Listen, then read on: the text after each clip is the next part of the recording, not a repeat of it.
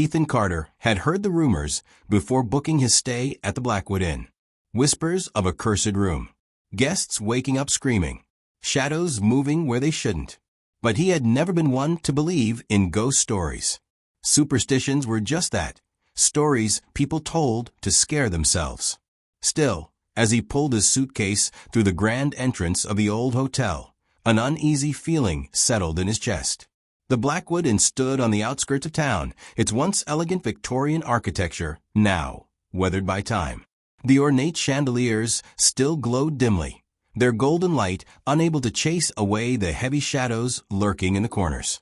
The air smelled of aged wood, polished floors, and something faintly floral, lavender, perhaps, though it carried a musty undertone. The receptionist, an older woman with graying hair pulled into a tight bun, barely looked up as he approached the front desk. Her wrinkled hands moved slowly over the guest book, and when she finally met his gaze, something flickered behind her tired eyes. "Checking in?" she asked in a low voice. "Yes, Carter. Ethan Carter. I have a reservation for 2 nights." The woman's eyes darted to the register, then back to him. She hesitated for a moment before reaching for a brass key hanging from a row of hooks behind her. Ethan noted that most of the keys were gone, likely indicating a full house, but the one she took down was near the end. Room 306. A frown creased her face. "Are you sure you want this room?" Ethan raised an eyebrow. "Why wouldn't I?" She exhaled through her nose, shaking her head slightly. "No reason. Just, if you hear anything strange, try not to pay it any mind." A cold knot tightened in Ethan's stomach. "Strange like what?" The woman pursed her lips. "The walls here are old. They creak at night." Something in the way she said it, too rehearsed, too dismissive, made his skin prickle. But he forced a chuckle and took the key. "I'll keep that in mind." The elevator creaked as it carried him up to the 3rd floor, the dim yellow lights flickering slightly. The doors groaned open, revealing a long hallway lined with dark wooden doors. A thick runner rug muffled his footsteps as he walked toward the end of the corridor, where room 306 waited. He hesitated before inserting the key. The brass numbers on the plaque were slightly tarnished, as though too many fingers had brushed against them. A shiver ran down his spine, but he shook it off and pushed the door open. Inside, the room was unremarkable. A queen-size bed with crisp white sheets, a wooden desk with an old-fashioned lamp, a small TV perched on a dresser. Across from the bed, an ornate mirror in an antique frame hung on the wall. But something about the air felt wrong. It was too still, too quiet. Even the hum of the hotel's heating system seemed absent. He set his suitcase down and walked to the window, pulling back the curtains. Outside, the town's dim street lights flickered through the mist, but beyond that, there was only darkness. Brushing off his unease, Ethan changed into his nightclothes and climbed into bed. The mattress was firm but comfortable, the blankets warm. He exhaled deeply, willing himself to relax. It was just another hotel. Nothing was going to happen. He drifted off to sleep. A sudden chill jerked him awake. The room was dark except for the faint glow of the streetlights filtering through the curtains. The air was thick and unnaturally heavy, pressing down on him like a suffocating blanket. His breath fogged slightly in the air, as if the temperature had plummeted in an instant. A sharp contrast to the warmth he remembered before falling asleep. Something wasn't right. The silence wasn't normal. It wasn't the peaceful quiet of a hotel at night. It was something else entirely. A void. The kind of silence that wasn't just the absence of sound but the suppression of it, like the entire world had stopped breathing. Even the faint hum of the air conditioner had vanished. Then, out of the corner of his eye, he noticed the mirror. At first, it was subtle, just a trick of the dim light. The reflection seemed off. Like the room wasn't quite the same as the one he was in. His stomach tightened. He squinted, trying to make sense of what he was seeing. The bed was there. The desk. The lamp. But something else was, too. A woman. She stood in the mirror, barely visible in the murky glow. Long, damp strands of hair clung to her face, her features half hidden in the shadows. Her skin was pale, deathly pale, as if all the life had been drained from her body. But it was her eyes that made Ethan's blood run cold. dark, sunken, hollow, and locked onto him. Ethan tried to move, to sit up, to scream, to do anything, but his body refused to obey. His chest rose and fell in ragged, shallow gasps, his limbs frozen, as if he had been buried beneath an unseen weight. His heart pounded against his ribs, every beat a drum of sheer terror. The woman in the mirror took a slow, shuddering breath. Her lips parted. No sound came, just a silence so deep it rang in his ears. Then a whisper, "Get out." The sound slithered through the air, a breathless, rasping murmur that sent a jagged chill down his spine. His paralysis shattered. Ethan gasped awake again, this time bolting upright. His heart pounded in his chest, a hammering rhythm that echoed in his ears. Sweat clung to his skin, his shirt damp from sheer panic. His breathing was shallow, uneven, like he had run miles without stopping. The room was silent. The mirror was normal. No woman. No dark, sunken eyes. No whispering voice. But then his breath caught. His stomach lurched.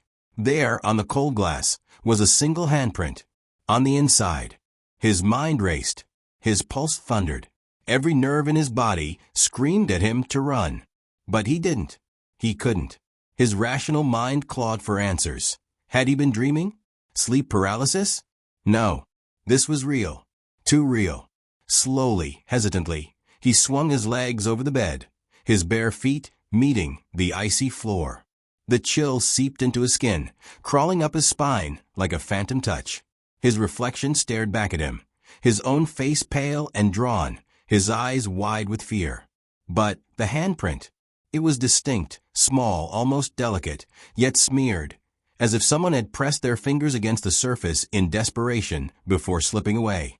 Ethan's breath came in shallow, uneven gulps. His pulse roared in his ears. He took a hesitant step forward, then another. His fingers hovered just above the mark. The air was colder here, a bone-deep chill that made his skin prickle with unease. The temperature wasn't just lower, it felt unnatural. The kind of cold that didn't come from a draft or an open window. Then, as he watched, the handprint began to fade. Not like condensation drying up, but as if something or someone was wiping it away. From the other side, Ethan stumbled back, his breath hitching in his throat, his stomach twisted into knots. His mouth was dry, his tongue heavy like sandpaper. This wasn't his mind playing tricks. This wasn't some illusion. This was real. He turned sharply, his eyes scanning the room, his senses on high alert. The air felt heavier now, suffocating, thick with something unseen. Every shadow seemed deeper, darker. The dim glow of the streetlights outside barely cut through the oppressive blackness pressing against the windows. His suitcase sat untouched by the door. The window was still closed. A gust of wind rattled the walls. Except the windows were shut. There was no draft. His pulse quickened. Something was here, watching, waiting. He swallowed hard, forcing a nervous laugh. It's just my mind playing tricks. The lamp flickered. Then the whisper returned. Only this time it was right behind him. Get out. The voice was closer. Too close. So close he could feel the ice-cold breath on the back of his neck. A rush of freezing air swept through the room, and the lights died, plunging everything into complete darkness. Ethan didn't hesitate this time. He lunged for his suitcase, yanking it off the floor, his fingers fumbling with the lock. His breath came in rapid, uneven gasps. The whispering turned into a low, distorted hum, growing louder. Something moved in the darkness. A shadow. Flickering. Shifting. Crawling along the walls, stretching toward him. The door. He needed to get to the door. His trembling hands grasped the key. He twisted the knob. It wouldn't budge. It was locked. From the inside, his breath came in sharp, panic bursts. He banged on the door, his voice raw and desperate. Help. Let me out. No answer. No footsteps. Just silence. Then the whisper returned, right against his ear. You should have listened. His blood ran cold. Something moved behind him. A presence. A shape in the dark. He could feel it, tall, looming, hungry. Ice-cold fingers wrapped around his throat. The touch sent a violent shudder through his body. The grip tightened. Cold. Unforgiving. Stronger than anything human. Ethan tried to scream, but no sound came. His vision blurred. His lungs burned. The shadows swallowed him whole. The next morning, room 306 was empty. The bed was made. The suitcase was gone. And in the mirror, a single handprint remained, pressed against the glass, waiting for the next guest. A week later, the receptionist checked in another guest. Another skeptic. Another name in the register. The key to room 306 was handed over. The cycle began again. The forest was eerily silent. Not the peaceful kind of silence, but the heavy, unnatural quiet that made every breath sound too loud. The kind of silence that made the hairs on the back of your neck stand up. Jake adjusted the straps of his backpack and glanced over his shoulder. The sun was setting behind the trees, bleeding orange and purple into the sky. He had been hiking for most of the day, and his legs ached with exhaustion. But there was something else gnawing at him, a feeling, like he was being watched. He shook it off and focused on setting up camp. The clearing he had chosen was perfect, just enough space for his tent, surrounded by towering pines that swayed gently in the evening breeze. He had always loved the solitude of camping alone, away from the noise of the city. No distractions, just him and the wilderness. But as he unrolled his sleeping bag, that feeling returned. Stronger. Jake slowly turned, scanning the tree line. The woods were dense, shadows stretching long and jagged across the forest floor. The wind rustled through the leaves, but there was no movement beyond that. Still, he couldn't shake the unease creeping into his chest. He forced a chuckle. Relax, man. It's just your imagination. But even as he said it, the feeling lingered. The fire crackled, sending flickering light across the clearing.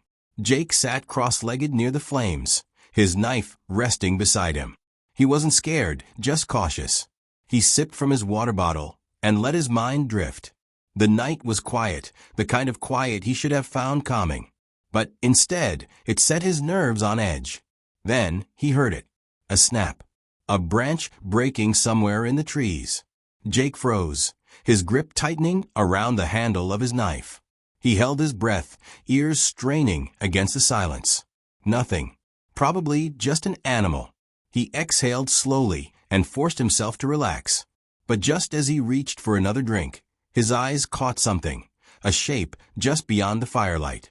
A shadow, standing between the trees. Watching him, Jake's pulse slammed against his ribs. The figure was tall, unmoving, blending into the darkness. It didn't shift, didn't flinch, just stood there. His mouth went dry. Hello. His voice sounded weak, uncertain. No response. The wind picked up, rustling the leaves, but the figure remained. Then it moved. Not like a person walking, but like a distortion, a ripple in the dark. One moment it was there. The next it wasn't. Jake's stomach twisted. What the hell was that? He grabbed his flashlight and shone it into the trees. The beam cut through the dark, illuminating rough bark and tangled undergrowth. But there was no sign of anything or anyone. After a long moment, he lowered the light. It was probably just exhaustion playing tricks on his mind. The shadows could be deceiving, especially when he was alone out here. That had to be it. With a deep breath, he crawled into his tent, zipping it up tight. But sleep didn't come easily, because even though the fire outside crackled and the wind rustled through the trees, he could still feel it. That presence. Watching. Waiting. Jake woke to the soft glow of morning filtering through his tent. The air was cool and damp, carrying the earthy scent of pine and soil. His body ached from the stiffness of sleeping on the hard ground, and his muscles protested as he stretched his arms above his head. He let out a slow breath and rubbed his face. His sleep had been restless, plagued by strange dreams, shifting shadows, whispered voices, the unsettling feeling of being watched. He couldn't remember much, but the lingering unease sat heavy in his chest. Pushing aside the lingering grogginess, he unzipped the tent and stepped outside. The forest was bathed in the golden hues of early morning, the treetops swaying gently in the breeze. Sunlight filtered through the branches, casting dappled patterns onto the ground. The sounds of chirping birds and rustling leaves filled the air, the rhythmic pulse of the wild. For a moment, he almost laughed at himself. The fear from last night seemed ridiculous now. He had let the darkness and exhaustion get to his head. Shadows played tricks, nothing more. His mind had conjured up shapes that weren't there, fueled by the eerie silence of the wilderness. Still, that feeling, even now, with daylight illuminating every inch of the forest, a small, nagging sense of discomfort remained at the back of his mind. Like something unseen had followed him into the morning. Shaking off the thought, he moved to prepare for the day. He boiled some water for instant coffee, the familiar bitterness helping to ground him. His hands were steady now, his breathing even. He told himself he just needed to keep busy, to distract himself from the nonsense running circles in his mind. After finishing his makeshift breakfast, he packed up a small bag with essentials, a knife, a map, a flashlight, and some snacks. He figured a short hike would do him good, help clear his head. The trail wound through towering pines and thick undergrowth, the scent of damp moss and fresh earth filling his lungs. With each step, he let the tension ease from his shoulders. The deeper he went into the woods, the more he began to enjoy the solitude again. He followed the trail for about an hour, admiring the untouched beauty of nature. Everything was so still, so perfect. The way the sunlight broke through the canopy, the distant hum of insects, it was exactly why he loved being out here. Then, somewhere in the distance, a branch snapped. Jake stopped. His heartbeat thudded against his ribs as he turned, scanning the dense forest behind him. Silence. Nothing moved. Probably just an animal, he told himself. A deer, maybe. Still, the feeling returned. That same feeling. The same one he had last night. The sensation of eyes on his back. His throat tightened. He swallowed hard and forced his feet to keep moving. By the time he returned to his campsite, the sun was already dipping behind the trees, the golden light fading into deep orange and purple hues. The air had cooled significantly, the first hints of evening settling in. Jake exhaled, relieved to be back. The familiar sight of his tent and fire pit made him feel grounded again. Safe. But then, something was wrong. His tent was open. Not just slightly unzipped, but wide open. The entrance flapped gently in the evening breeze, the fabric swaying as if something, or someone, had been inside. Jake's stomach dropped. Had he forgotten to close it? No. He was sure he had zipped it shut before leaving. A sharp chill ran down his spine. His eyes scanned the clearing, every muscle in his body tensed. The forest around him remained still. The wind whispered through the leaves, but there was no sign of movement. No sign of anyone. Taking slow, deliberate steps, he approached the tent. His fingers tightened around the knife on his belt. He hesitated for a moment before crouching down and peering inside. Everything was exactly as he had left it. His sleeping bag was still neatly rolled. His backpack leaned against the side of the tent, untouched. His supplies were in place. Nothing had been taken. Nothing had been disturbed. But something still felt off. The air inside the tent felt wrong, charged, almost like an unseen presence still lingered. Like the space had been occupied by something that had just left. Jake swallowed hard and slowly backed out of the tent, standing upright. He scanned the ground for footprints, searching for any sign that someone had been there. Nothing. No footprints. No broken twigs. No disturbed dirt. It didn't make sense. His breathing grew shallow as the unease tightened in his chest. If no one had been here, why did it feel like they had? He spun around suddenly, scanning the tree line. The forest had darkened with the fading light, the shadows stretching long and jagged across the ground. The trees stood tall and unmoving, their silhouettes stark against the deepening sky. And yet, for a split second, he thought he saw movement. A shape, tall, thin, standing just beyond the trees. His breath hitched. He blinked. And it was gone. Just the trees. Just the shadows. A shiver crawled down his spine. Had he imagined it? He let out a shaky breath and rubbed his face. No. It was nothing. just the dimming light playing tricks on his eyes. He was letting his nerves get the better of him again. With an unsteady exhale, he walked over to his tent and zipped it shut tight this time, double-checking that it was secure. Then, trying to shake off the feeling, he gathered some firewood and set up his campfire. The flames flickered to life, casting a warm glow across the clearing. But even as he sat by the fire, staring into the crackling embers, he couldn't ignore the sensation crawling up his spine. The woods felt different now, darker, closer. The wind had died down, and the sounds of the forest seemed more distant. The usual rustling of leaves and chirping of crickets had faded, leaving behind a silence that felt heavy. Too heavy. Jake clenched his jaw and stared into the trees. He wouldn't let this get to him. It was just paranoia, just the tricks of an overactive imagination. But deep down, in the part of his brain that he tried to ignore, he knew something wasn't right. Something was out there, and it was watching him. The fire crackled, sending sparks into the night sky. Jake sat with his knife in hand, his flashlight resting beside him. The feeling was back, stronger than before, the kind of feeling that made his muscles tense and his heartbeat quicken. Then it happened again. A sound, a whisper of movement in the trees. His grip tightened around the knife. Not an animal, not the wind, something else. He turned his flashlight toward the woods.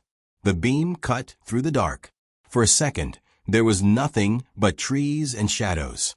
Then there, a figure, closer than before, tall, motionless, watching. Jake's breath hitched. He stood slowly, muscles tensed. His instincts screamed at him to run, but he didn't. Instead, he called out, his voice low but firm. "Who's there?" Silence. Then movement. It was coming closer. Jake's heart pounded. He grabbed his flashlight, shining it directly at the figure. And for the first time he saw it. A tall, gaunt figure, its limbs impossibly thin. Its face was obscured by the shadows, but its eyes, black, empty, endless. A sharp, suffocating cold filled the air. Then it spoke. "Leave." The words slithered through the dark, a voice that sounded hollow, distant, ancient. Jake stumbled back, his flashlight shaking. His mind screamed at him to move, but his body refused to obey. Then the fire went out. The darkness swallowed him whole. Jake ran. Branches tore at his arms, roots threatened to trip him. But he didn't stop. He didn't dare look back. The whispering was everywhere now, surrounding him, closing in. Leave. He reached the trail, his breath ragged, his legs burning. The trees loomed over him, twisting shadows in the moonlight. Then he saw it, standing at the edge of the woods, closer than ever. It tilted its head, those empty black eyes locking onto his. And then it smiled. Jake didn't wait to see what would happen next. He bolted, didn't stop, didn't look back. He reached his car, fumbling with the keys. His hands trembled, his breath coming in sharp gasps. The engine roared to life. He peeled out of there, gravel kicking up behind him. The last thing he saw in his rearview mirror, the figure, standing at the tree line, watching, waiting. And as he sped down the road, one final whisper followed him. "See you soon." Emily Foster was alone in her apartment when the phone rang. It was late, too late for anyone to be calling. She frowned, glancing at the clock. 11:47 p.m. Her phone vibrated against the coffee table, the screen lighting up with an unknown number. She hesitated. It could be a scam call, a wrong number, or something equally unimportant.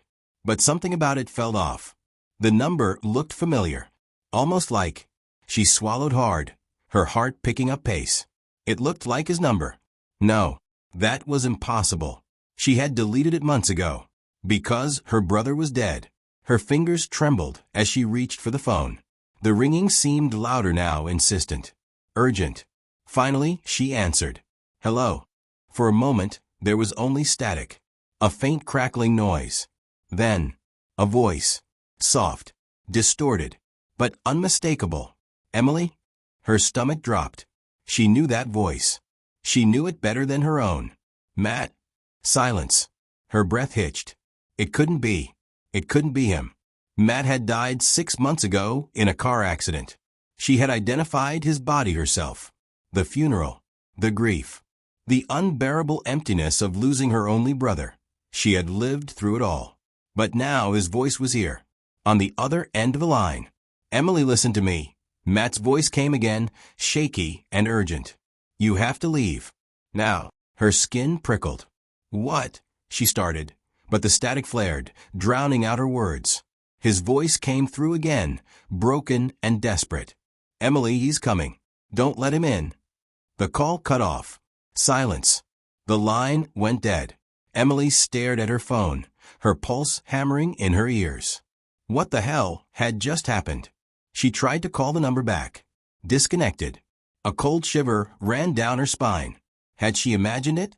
Had the grief finally cracked something inside her? Her thoughts were racing, trying to make sense of what she had just heard. Then, a knock at the door. A single, deliberate knock. Emily froze. The air in her apartment suddenly felt too thick, too heavy. Slowly, she turned toward the door. Her phone slipped from her fingers, landing on the floor with a dull thud. Because beyond the door, in the dimly lit hallway, she could see a shadow. A tall, unmoving figure, waiting. Emily's breathing came in shallow bursts, her chest rising and falling in rapid succession. She forced herself to think logically. Maybe it was a mistake, a hallucination. Maybe she was hearing things, a trick of exhaustion, grief, stress. But the shadow outside her door was real, and it hadn't moved. A heavy, suffocating stillness filled the room, pressing down on her shoulders like an invisible weight. She took a shaky step backward. Her instincts screamed at her to run. But where? She was on the 3rd floor. No fire escape. No back door. The only way out was through the very door where he stood. Her mind replayed Matt's words, each syllable cutting through her panic like a jagged blade. "Don't let him in." Emily swallowed hard. She inched toward the peephole. Slow. Careful. Every movement is deliberate. She was terrified, but she had to see. The wood felt ice cold against her skin as she pressed her forehead against the door. With a trembling breath, she looked through the tiny glass lens. And there he was. A man. Tall. Dressed in dark clothing. Standing, completely still. The hallway light flickered, bathing him in sporadic flashes of dim, yellowish glow. Her fingers dug into the doorframe. His posture was unnatural. Too rigid. Too deliberate. Like he wasn't just standing there, but waiting. Emily's stomach churned. His face was hidden beneath the shadows. She couldn't make out his features, but something told her she didn't want to. He wasn't shifting his weight. He wasn't swaying, breathing, adjusting his stance. Nothing. Like he wasn't human at all. A cold, creeping sensation ran up her spine.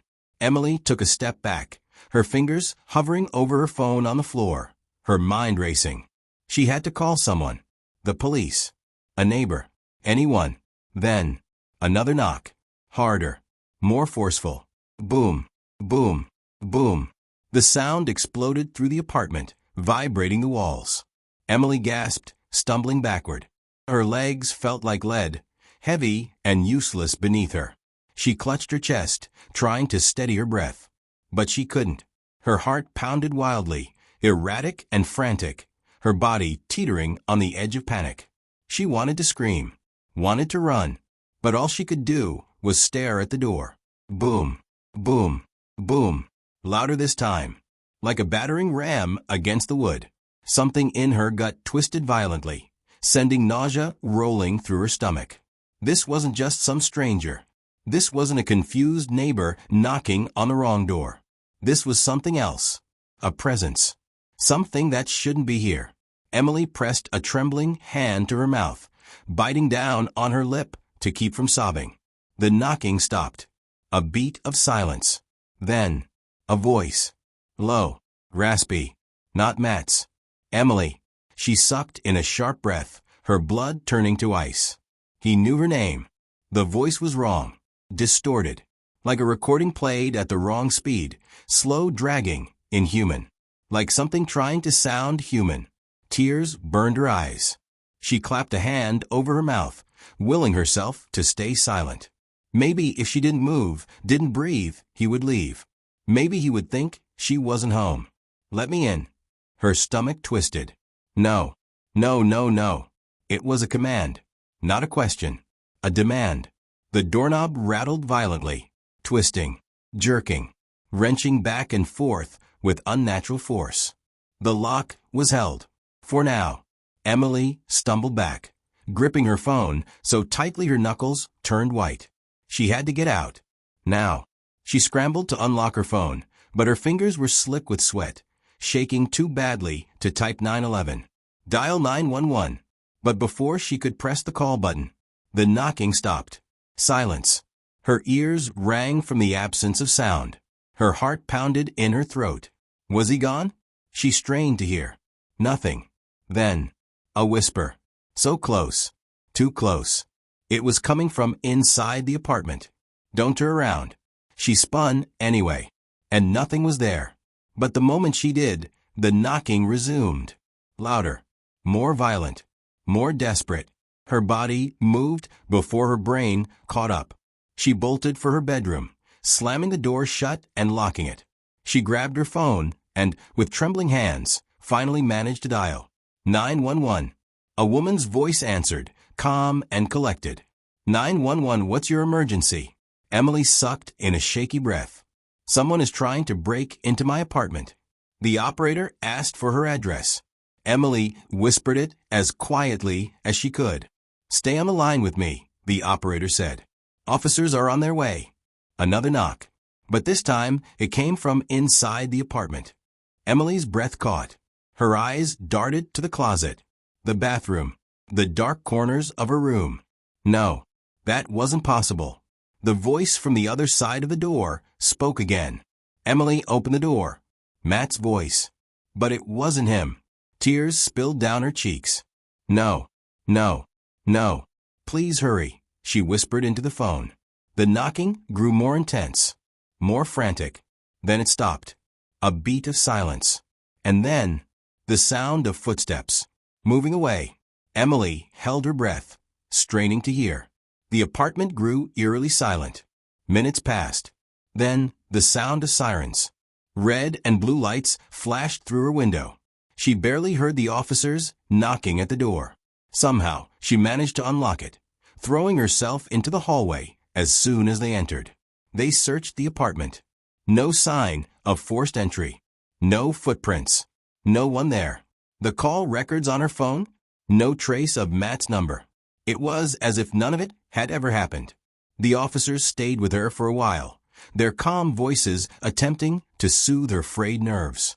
Ma'am, I promise, your door was locked when we arrived, one of them said, his voice steady, professional.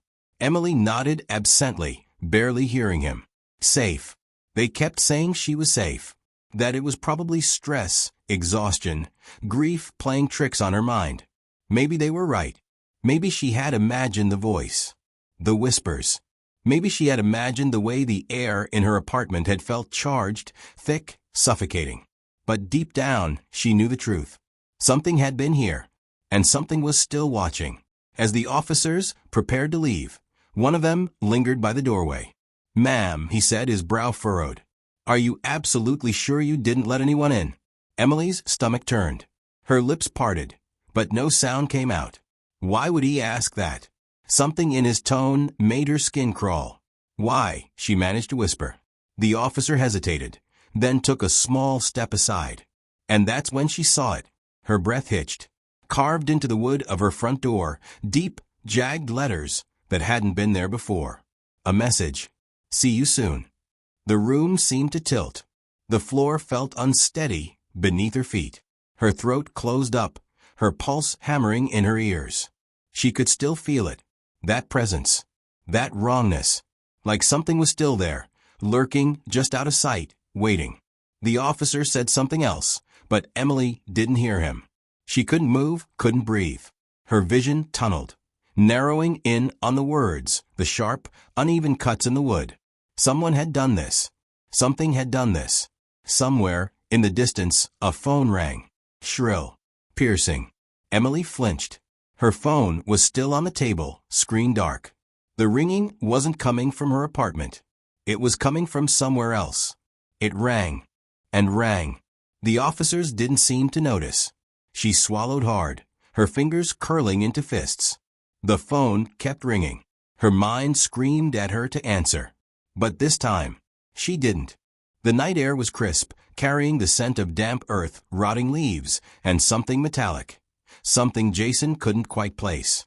The towering silhouette of Black Hollow Asylum loomed against the moonlit sky, its jagged roof cutting into the darkness like a row of broken teeth. The structure had been abandoned for decades, yet it stood defiant against time, its presence heavy, almost suffocating. The asylum's windows were shattered, their broken edges catching the faint glow of the moon like shards of glass in an open wound. Vines twisted up the crumbling brickwork, clawing at the structure as if trying to drag it back into the earth. The building itself seemed to breathe, the cool night air whistling through its hollow corridors, creating an eerie, whispering sound that sent shivers down Jason's spine. The heavy iron gates groaned as Jason pushed them open, their rusted hinges shrieking like something alive. A chill ran down his back. He told himself it was just the cold, but deep down he knew better. Something was watching them. "This place is cursed," Jason muttered, tightening his grip on the camera. His voice sounded small against the vast emptiness that surrounded them. Emily rolled her eyes, adjusting the strap of her backpack. "Every haunted place is cursed. That's why we're here." Max, their sound technician, let out a nervous chuckle, though it lacked any real humor. His fingers fidgeted with the EVP recorder in his hands, knuckles white. "Yeah, but most haunted places don't have a documented history of 37 patient deaths, a missing doctor, and an entire wing that burned down mysteriously." Jason exhaled, his breath visible in the cold night air. "Look, we've been to a lot of places. This is no different. We go in, we set up, and we record. If we get something, great. If not, we move on." Silence. The others didn't answer, because they felt it too. This place wasn't just haunted. It was alive. Jason glanced at the main entrance, its massive double doors still intact despite years of neglect. Faded words were etched into the wood above them. Below the inscription, something else had been scratched into the wood. Something newer, something desperate. "Don't listen to them." A gust of wind rushed past, rustling the dead leaves at their feet. Jason felt a pressure in his chest, an invisible weight settling over him. His instincts screamed at him to turn back. Instead, he adjusted his camera strap and took the first step forward. The asylum stood silent, waiting. The massive wooden doors groaned as Jason pushed them open, their rusted hinges screeching in protest. A gust of stale air rushed out, carrying with it the scent of decay, dust, and something foul, something that didn't belong to the living. The beam of their flashlights cut through the thick darkness, illuminating peeling wallpaper, rusted gurneys, and splintered furniture. The walls were covered in faded medical posters, their edges curled with age, their once bright images of human anatomy now smeared with grime. Yellowed patient files lay scattered across the floor, some half open, filled with scribbled notes in handwriting that had long since faded. Jason stepped forward cautiously, his boots crunching on broken glass and brittle paper. The heavy silence of the asylum pressed down on them like a suffocating blanket. "Jesus," Max muttered, sweeping his flashlight over the room. "It's like they just left." Emily, always the skeptic, let out a short breath. "Well, the place was shut down in 1968. If you had a reputation for mistreating patients and a mysterious fire, you'd leave in a hurry too." Max swallowed hard. "Still, it's like the air is watching us." Jason ignored him and focused on the admission desk, a once grand structure now covered in dust and deep scratches. He brushed away a thick layer of dirt, revealing an old brass nameplate, Dr. Bernard Holloway, chief psychiatrist. The name seemed familiar, though he couldn't place why. Something rustled in the darkness. Jason stiffened. The sound had come from the long hallway ahead, where the patient rooms were. The others heard it too. Emily met his gaze, her flashlight trembling slightly. That wasn't the wind. Jason's grip tightened around the camera. "Let's set up." Max knelt near the admission desk, carefully setting up the EVP recorder, a small digital device used to capture electronic voice phenomena. He adjusted the microphone, his fingers shaky. All right, we're live. Emily moved further into the room, pulling motion sensors from her backpack. She placed one at the entrance of the main hallway, another near the collapsed staircase, and one just outside what appeared to be the old operating room. Jason turned on the night vision camera, adjusting the angle to capture the hallway in full view. His voice was steady, professional, but beneath it was a tension none of them could ignore. All right, let's get started. This is Black Hollow Asylum, abandoned since 1968. Reports of voices, shadows, and unexplained movements. If anyone is here with us, we mean no harm. Silence. The kind that pressed into your ears. Then, a faint shuffle. Jason's head snapped toward the hallway. Did you hear that? Emily nodded slowly, her brows furrowing. Yeah, but we're alone. Max's fingers flew over the thermal camera screen. No heat signatures. Jason exhaled, but his gut told him something wasn't right. The air was heavy now, thick with something invisible, something that felt like it was watching. And then, the EVP recorder crackled. A voice. Faint. Distant. A single word, drawn out in a whisper. Stay. The asylum had spoken. An hour passed. The team moved deeper inside, their nerves growing taut. Max played back the first EVP recording. The static crackled. Then, a whisper. A voice that hadn't been there before. Help me. Max's blood ran cold. He rewound the audio, amplifying the sound. The whisper was clearer now. Please help me. Emily shuddered. That's a voice. A real voice. Jason, ever the skeptic, crossed his arms. Could be radio interference. Max shook his head. No way. This is direct. Something, is here. Emily turned to the darkness, stretching beyond their flashlights. Then let's find them. They walked deeper into the asylum. The air grew colder. Their breath fogged. The walls, once sterile white, were now stained with time or something else. Jason stopped at an old restraint room, where violent patients had been strapped to their beds. The leather straps still hung loose. The walls were covered in deep scratches. And then, bang, a door slammed down the hall. Max spun around. That wasn't the wind. They ran toward the noise, hearts pounding. The hallway was empty. Jason checked the camera. Nothing moved. Emily turned, her flashlight flickering. Guys! Her voice trembled. At the end of the hallway, a shadow moved. Not fast. Not sudden. Slow. Deliberate. Watching. And then, a sound that made their blood freeze. A scream. It wasn't human. It came from everywhere. Jason's flashlight died. Emily gasped as the air turned ice cold. Max dropped the recorder. The asylum was awake. Run. Jason shouted. Their footsteps pounded against the decayed floor, echoing through the empty halls. The darkness behind them felt alive, creeping closer with every frantic step. The hallway stretched endlessly, twisting, shifting. The flickering emergency lights above them seemed dimmer now, as if being swallowed by something unseen. Doors lined both sides of the corridor, some hanging ajar, others shut tight. They should have led to patient rooms. Instead, they led to nothing. Behind one door, a pitch-black void, as if the room had never existed. Behind another, an identical copy of the same hallway they were running through. Behind a third, a reflection of themselves, but the figures inside didn't move. Emily grabbed Jason's arm, her nails digging into his skin. This isn't right. The layout, it's changing. Jason swallowed, forcing his mind to stay focused. This place was warping reality. Max gasped, struggling to keep up. He fumbled with his camera and EVP recorder, his hands shaking. No signal. No readings. We're trapped. Jason's pulse thundered in his ears. He forced his legs to move faster, his only thought. Get out. Then, they stopped.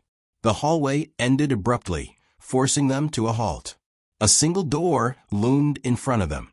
Jason's breath caught in his throat. Ward C. The wing that had burned to the ground in 1968. But here it was, intact. The charred remnants of its past were still present, blackened walls, the lingering scent of smoke and ash, the faint outline of scorch marks on the ceiling. Max's voice was barely a whisper. This place shouldn't exist. Jason lifted a trembling hand and pressed it against the old wooden door. It was warm. His heart pounded. Then footsteps. Heavy. Slow. Coming closer. A deep, dragging sound followed, like something scraping against the floor. Jason turned, his breath coming in sharp gasps. At the end of the hallway, standing in the shadows, was a figure. Not a shadow this time. A man. Or what used to be one. His skin was gray, stretched thin over sharp bones. His veins darkened like burned roots beneath the flesh. His hospital gown was scorched, blackened by fire. The fabric melted into his skin in places. But his eyes, they burned. Twin embers, glowing with an unnatural orange light, flickering like a dying flame. Emily stumbled back, clutching Jason's sleeve. "Oh my God!" Max whimpered. "What is that?" The figure took a step forward. Then another. And then a voice. A hollow, crackling whisper. "You shouldn't be here." Jason staggered back, gripping Emily and Max. The walls began to tremble. The whispers rose, hundreds of them overlapping, surrounding them. A chorus of voices, crying, begging, screaming. Jason's head pounded, his vision blurred. Emily clutched her ears, her knees buckling. "Make it stop." Max let out a choked scream, dropping his camera as the whispers swelled into an unbearable cacophony. The figure stepped closer, his feet leaving charred footprints with each step. Jason knew if they stayed, they wouldn't leave alive. His instincts screamed at him. "Run. Now." He grabbed Emily and Max. "Go." They turned and ran. The whispers followed. Doors slammed shut behind them, one by one, as if something was herding them toward an unknown fate. The walls bent and twisted, the hallway shrinking, pulsing, as if the asylum itself was coming alive. Something was chasing them, and it wasn't human. The exit was closed. The broken front doors came into view. Jason reached them first, throwing his weight against the wood. Max stumbled. Emily grabbed him, pulling him forward. The voices screamed. Jason forced the doors open. The three of them collapsed outside. And just like that, the voices stopped. The night was silent. Max's chest heaved. He clutched his recorder, his fingers white. Emily wiped her face, realizing she was crying. Jason stood up, turning back to the asylum. It loomed quietly in the moonlight, empty, as if nothing had ever happened. But then, Max's recorder cracked. The last EVP recording played on its own. Static. Then a voice. Clear. Unmistakable. "We'll be waiting." The storm rolled in fast, sweeping across the neighborhood with a fury that rattled windows and sent tree branches scraping against the side of the house. Thick clouds swallowed the moon, casting the streets into an unnatural darkness. The wind howled, making the old house groan as if it, too, felt the storm's weight pressing against its walls. Inside, Lucy sat curled up on the living room couch, her phone resting in one hand, a thick blanket draped over her shoulders. The glow of the TV flickered across her face, casting shadows that danced along the walls. She could hear the rain hammering against the roof, a steady rhythm that filled the silence between the occasional roars of thunder. On the floor, tucked beneath their own blankets, sat the twins, Noah and Ben. Their eyes, round and unblinking, were glued to the television screen, though Lucy wasn't sure they were actually paying attention to the cartoon playing. They sat too still, their small hands gripping the fabric of their blankets, their bodies tense. Lucy checked the time on her phone. Almost 10:30 p.m. The boys' parents had said to put them to bed by 9, but with the storm rolling in, she had decided to let them stay up a little longer. Now, though it was late. "All right, guys," she said, stretching her arms. "It's bedtime. Let's get you tucked in." Neither of them moved. Lucy raised an eyebrow. "Did you hear me?" Noah turned his head slightly, but his gaze didn't meet hers. Instead, his eyes remained locked on something beyond her, down the hallway. Ben sucked in a shaky breath and bit his lip, his small fingers gripping his blanket even tighter. We can't sleep yet," he mumbled. Lucy frowned. "Why not?" Noah's mouth opened, but no words came out at first. He seemed to be thinking, debating whether or not to say what was on his mind. Then, in a whisper so soft Lucy almost didn't hear it, he said, "Because he told us not to." Lucy blinked, confusion flickering across her face. "What? Who told you not to?" Ben slowly lifted a trembling hand and pointed toward the hallway. Her eyes followed the direction of his finger. The hallway stretched out in front of them, long and dark, the only light coming from a small night light plugged into the wall near the boy's bedroom. At the very end of the hallway stood a closet door, slightly ajar. A chill crawled up Lucy's spine. Ben's voice was barely above a whisper when he spoke. "The man in the closet." Thunder rumbled outside. Lucy forced a smile, though her stomach twisted uncomfortably. "Guys, there's no one in your closet," she said, keeping her voice light. "It's just shadows and your imagination playing tricks on you." Ben shook his head slowly. "No, he's there. He watches us." Noah scooted closer to his brother. "He doesn't like it when we talk." The wind picked up outside, making the house shudder.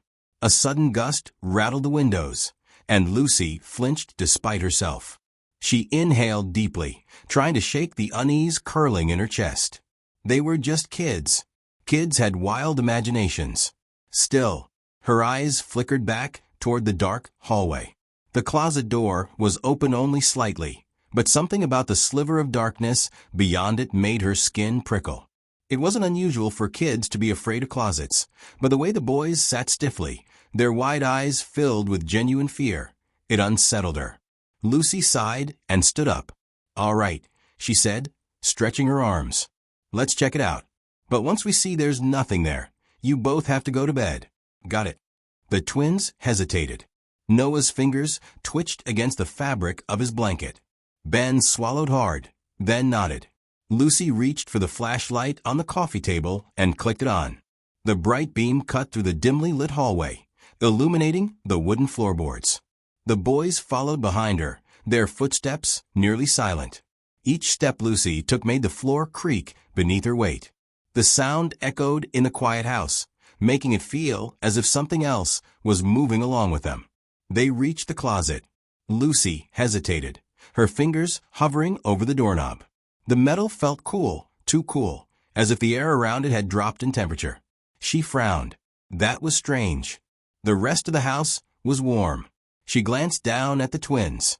Noah's breath was shallow, his hands clenched into small fists. Ben bit his lip so hard it had turned white.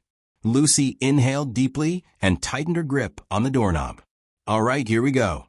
She swung the door open. The flashlight's beam cut through the darkness inside the closet. Empty. The space was small, lined with shelves holding old board games and shoeboxes. A few jackets hung limply from hooks, their fabric swaying slightly from the motion of the door opening. A pile of folded blankets sat in the corner. Nothing unusual. Lucy turned back to the boys, raising an eyebrow. "See? No one's here."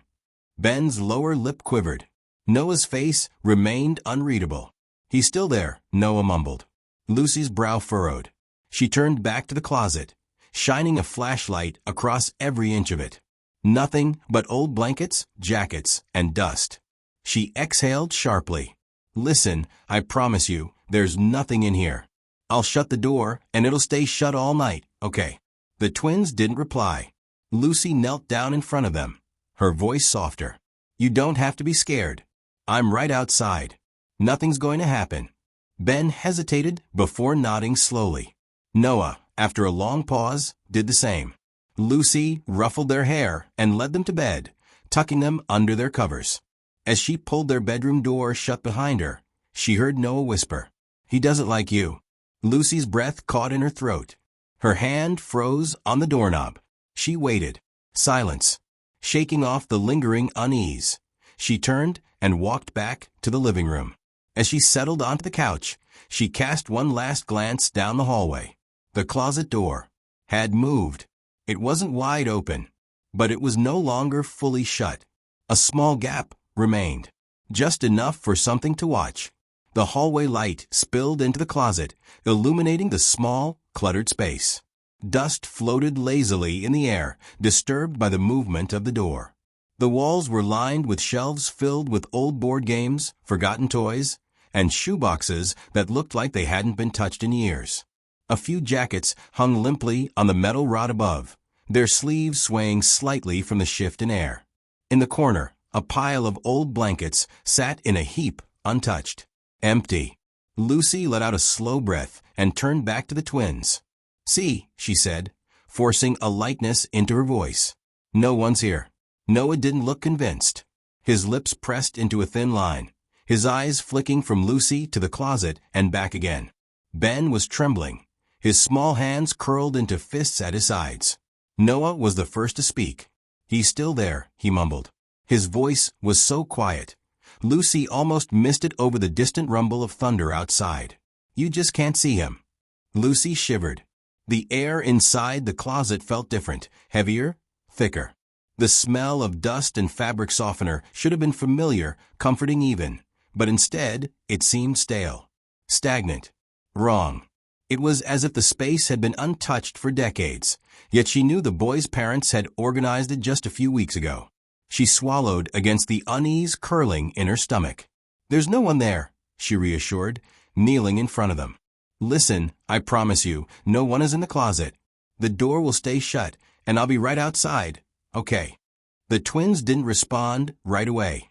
Ben stole a nervous glance at Noah, who finally gave a slow, reluctant nod. Ben followed his brother's lead, though his hands remained clenched. Lucy sighed, ruffling their hair before guiding them to bed. She tucked them in, smoothing the blankets over their small frames, and kissed their foreheads. They still looked uneasy, but they didn't protest further. As she stood and stepped toward the door, her fingers wrapped around the knob to pull it shut, she heard it. A whisper. So soft, so faint, she almost convinced herself she had imagined it. "He doesn't like you." She froze. Her breath caught in her throat, her fingers tightening around the doorknob. Noah was staring at her, his expression blank, his eyes too wide in the dim light. The room suddenly felt colder. A gust of wind howled outside, rattling the windows. Lucy forced a small laugh, though her voice felt weak in her own ears. "I'm sure he will get over it." She closed the door gently behind her, but as she walked back down the hall, a gnawing unease clung to her, sinking deep into her bones. Lucy sat back down on the couch, pulling her blanket tightly around her. The warmth did little to stop the creeping sensation along her skin. The storm outside had worsened, rain hammering against the roof like desperate fingers clawing to get in. Wind howled through the trees, their branches scraping against the house with an eerie rhythmic sound. She unlocked her phone and checked her messages. Nothing. Not from the boy's parents. Not from her friends. A strange, suffocating silence settled over the house. The television was still on, but the volume had lowered, the screen flickering with the last remnants of an old cartoon. It wasn't enough to drown out the unsettling quiet pressing in around her. Then, a soft creak. Her head snapped up. The sound had come from the hallway. Lucy's pulse quickened. It was probably just the house settling. Old houses did that. The wind outside was strong. It was nothing. She swallowed and turned back to her phone, tapping absent-mindedly at the screen. Then came another sound. Not wood creaking. Not the wind. A breath. Slow. Shuddering. Right outside the twins' door. Lucy sat frozen, her entire body locked in place. Her ears strained. Her own breath caught in her throat. It had been faint, but she knew what she heard. Someone exhaling, low and heavy. The air in the living room suddenly felt thick, pressing against her chest. Her fingers dug into the fabric of her blanket. She turned her head, eyes locked on the dark hallway. Nothing moved. The nightlight near the boys' room glowed dimly, barely pushing back the shadows. The closet door, she reassured herself, was closed. Right? Lightning flashed outside, illuminating the house for a brief moment. The shadows on the walls stretched and shifted, bending unnaturally. And for a second, just a second, she thought she saw something. Tall, motionless, standing just beyond the hallway's edge. Lucy's heart pounded against her ribs. She forced herself to her feet, her legs moving before her mind could process the decision. Each step felt heavy, deliberate, as if the air around her was thickening, pushing back against her movements. Her fingers trembled as she reached for the hallway light switch. The bulb flickered. Then, darkness. The light went out. Lucy sucked in a sharp breath. The storm outside raged, lightning illuminating the house in brief flashes. For the second time, she saw something shift in the darkness. Something that hadn't been there before. Something too tall to be the twins. Her hands clenched into fists. "It's nothing," she whispered to herself. "Just shadows. Just the storm." Steeling herself, she took a cautious step forward. The floor was cold beneath her bare feet. She exhaled slowly, forcing her breath to steady. Then, a soft click echoed in the silence. Lucy's stomach dropped. Her gaze snapped to the end of the hall. The closet door. It was open, not just a crack. Wide open. The jackets inside swayed slightly, as if something had just moved past them. The air in the hallway felt colder than before. Heavy pressing. The shadows inside the closet stretched unnaturally, curling at the edges like fingers reaching outward. Lucy's breath hitched in her throat. A whisper slithered through the dark. Low. Hoarse. Not a child's voice. Not yet. Lucy stumbled back, her hand slapping against the wall as she gasped. The words had been right beside her, near her ear. But the hallway was empty.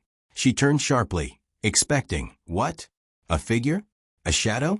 Something to confirm the icy dread coiling in her gut? There was nothing. The closet door remained open, its darkness yawning, waiting. Lucy's breathing was shallow, her pulse roaring in her ears. She had to close it. She had to. Forcing her legs to move, she took a hesitant step forward, then another. The air thickened. Another step. The hallway felt longer now, stretched unnaturally, the door growing farther away instead of closer. She could hear something inside. Something shifting. Something breathing. Lucy reached for the door. Then, just before she could touch it, the door slammed shut on its own. A single whisper crawled through the air. A promise. A warning. Not yet. Lucy stumbled back, her pulse hammering in her ears. No, this wasn't real. She fumbled for her phone, the screen's glow weak against the darkness. Then a message popped up. Unknown number. Did you lock the doors? Her stomach dropped. Her fingers hovered over the keyboard, but before she could type a response, another sound came from behind her. The twins' door creaked open. A soft patter of footsteps. She turned. Noah and Ben stood there, wide-eyed, their small hands clutching each other. Lucy's voice wavered. What are you doing up? Noah trembled. He's mad. Ben whimpered. He's coming. A loud bang. The closet door slammed shut. Lucy grabbed the twins and ran. Her shaking hands fumbled with the front door lock, but it wouldn't budge. The house groaned. No, something inside it groaned. The air turned ice cold. A whisper curled through the room. Not yet. Then, footsteps. Heavy, slow, coming from the hallway. Lucy's breath hitched. The twins clung to her, their small bodies trembling. She turned and saw him. A tall, gaunt figure stood just beyond the glow of the streetlight. His face was wrong, stretched too thin, mouth curling too wide. His fingers twitched at his sides, long and bony, nails blackened. His eyes. There were no eyes, just pits of darkness. A slow, rattling breath left his lips. Then, in a voice that scraped against the walls, he whispered, "You shouldn't have looked." The lights flickered. The walls seemed to pulse, shifting, bending. The room closed in. Lucy gasped as the figure stepped forward. The twins sobbed against her, their small hands clawing at her arms. "Make him go away," Ben whimpered. Noah's voice was barely a whisper. "You can't." The thing in the dark smiled. And everything went black. Lucy's eyes shot open. Morning light streamed through the windows. The house was silent. The twins slept peacefully in their beds. Has it been a dream? She sat up, rubbing her face. Her body ached as if she had run miles. Her phone buzzed. A new message. Unknown number. See you soon. Lucy's breath hitched. She turned toward the hallway. The closet door was open. And, inside, a shadow waited. The sky, a bruised canvas of deep violet and molten gold, stretched endlessly over the quiet countryside. The last remnants of daylight clung to the horizon, casting long, eerie shadows through the dense forest that lined the narrow dirt road. A cool breeze whistled through the trees, rattling the dry leaves and carrying the faint scent of damp earth and pine. Sam, Mia, Josh, and Riley walked together, their voices breaking the stillness of the evening.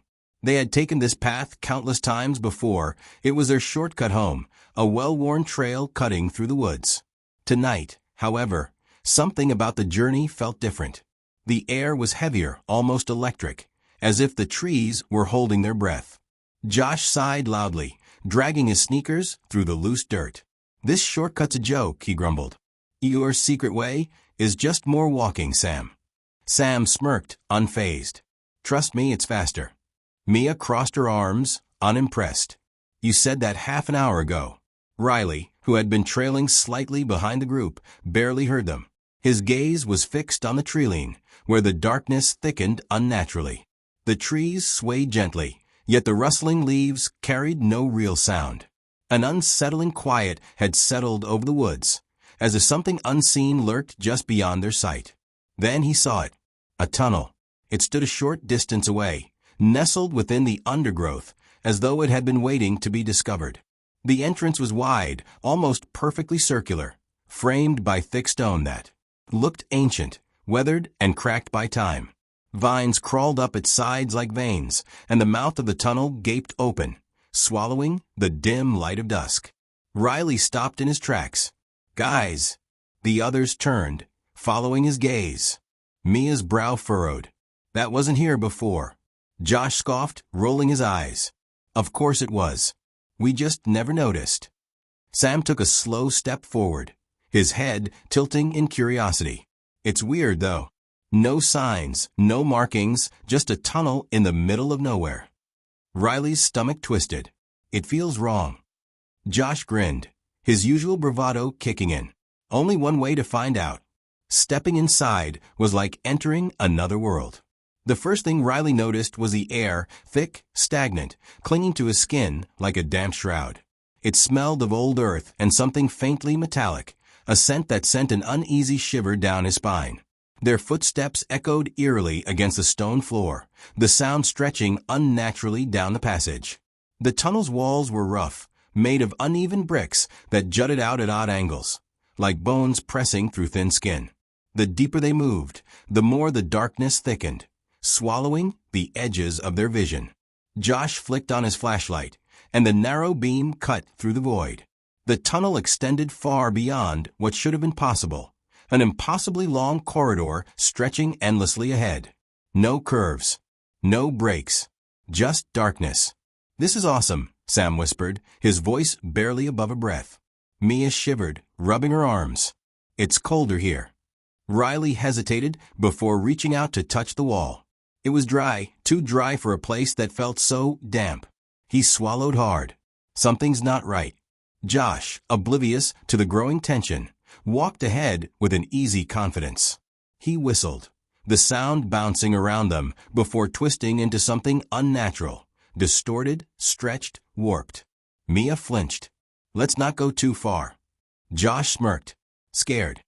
Mia scowled but didn't answer. Then, a whisper. Soft, almost a sigh. They all froze. Riley's breath caught in his throat. Did you hear that? No one answered. Josh lifted his flashlight, sweeping the beam ahead. The tunnel remained the same, endless, empty, wrong. The silence pressed against them, heavier now. Mia grabbed Sam's sleeve. We should go back. Josh chuckled, but there was a nervous edge to it. Come on, it's just a tunnel. Probably just the wind. Riley wasn't convinced. His heartbeat pounded in his ears. Then, something moved.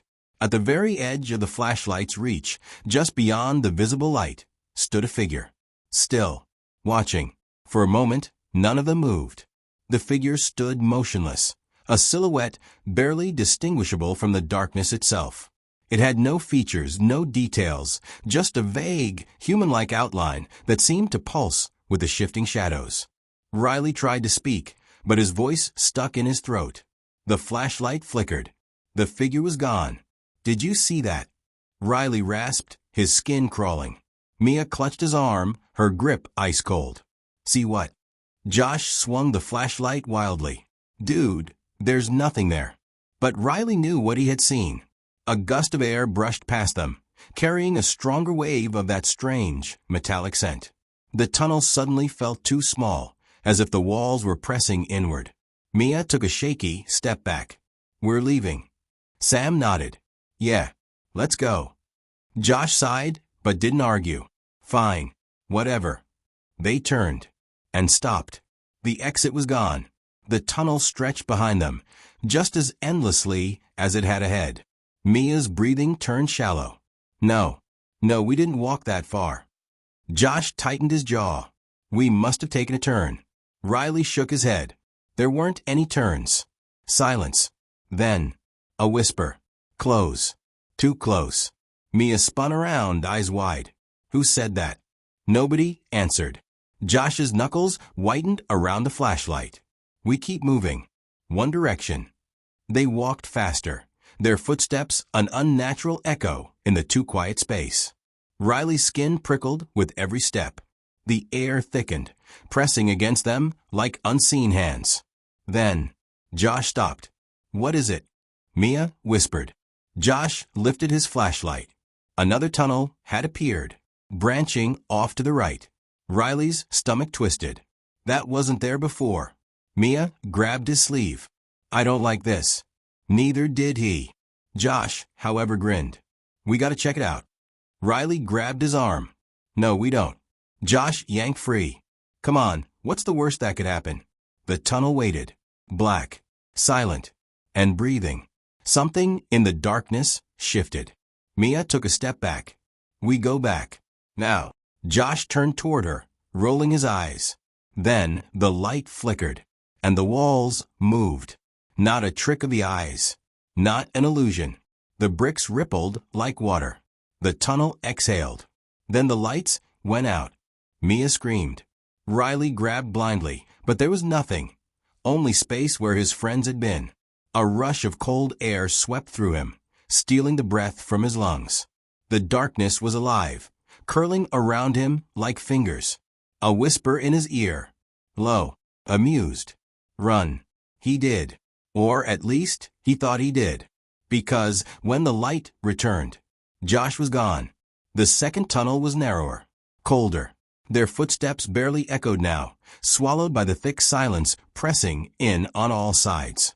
The walls were damp, and the air had a strange, metallic scent, like rust or blood. Mia's hand trembled in Riley's. Josh, slow down. Josh didn't. He was ahead now, his flashlight bouncing off the slick stone walls. His steps were eager, careless. The deeper they went, the heavier the air became, pressing down on their chests like an unseen weight. Then, a sound, faint, a slow, dragging noise, like something heavy being pulled across the ground. Josh stopped. The flashlight flickered again. Then I went out. Darkness swallowed them whole. Mia gasped. Riley fumbled for his phone, his fingers shaking. Josh. Silence. Then a single sound. A footstep. Not theirs. Sam cursed under his breath. Turn the light back on. Josh's voice came, shaky now. I'm trying. His breaths were shallow, uneven. Then, a breath. Right behind them. Soft. Slow. Mia screamed. Light flared back on. Josh was alone. Sam's voice cracked. Where's Riley? The tunnel was empty. No Riley.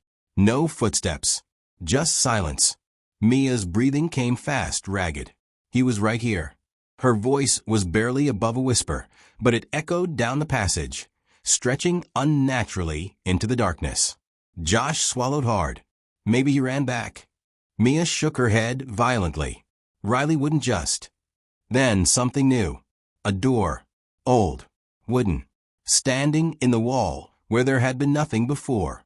The wood was cracked and warped with age, its surface covered in deep scratches, as if something had tried to claw its way in. Or out. Josh raised his flashlight. Scratched into the surface, barely visible, were words. "Do not open." Mia's voice trembled. "We have to." Josh hesitated, his fingers tightening around the flashlight. Sam shook his head. "This is a bad idea." But Mia was already stepping forward. Slowly, she reached for the handle. The brass knob was ice cold under her fingers. She turned it. The door creaked open. Beyond it, darkness. Deep. Endless. A black void that seemed to pull at them, swallowing the dim glow of their flashlight. And then, a figure. Tall. Still. Watching. Riley. Except, his eyes were wrong. Wide, unblinking, too dark. They didn't reflect the light. They absorbed it. Mia's breath caught. She stepped back, her pulse hammering in her ears. "That's not him." Riley smiled. Not with his lips. With his teeth. Too many teeth. The door slammed shut. Riley was gone. Mia choked on a sob. Josh stumbled back, dragging Sam with him. The tunnel trembled. The air vibrated, an unnatural hum filling the space. Then, everything went black. Sunlight. Warm. Soft. Mia gasped, her eyes flying open. She was lying on her back, staring up at the sky. The trees swayed overhead, their leaves rustling in the breeze. The dirt road stretched behind them, untouched. Josh groaned, rubbing his head. What the hell just happened? His voice was thick with confusion. Sam sat up beside him, eyes wild. "Where's Riley?" They turned. The tunnel was gone. No entrance. No stone archway. Just trees and silence. Mia's hand shook. No. No, no, no. She scrambled to her feet, spinning in circles, searching, calling his name. Nothing. Josh paled. He was right there. He. Sam grabbed his arm, his voice urgent. "We need to go." Mia's breath came in shudders.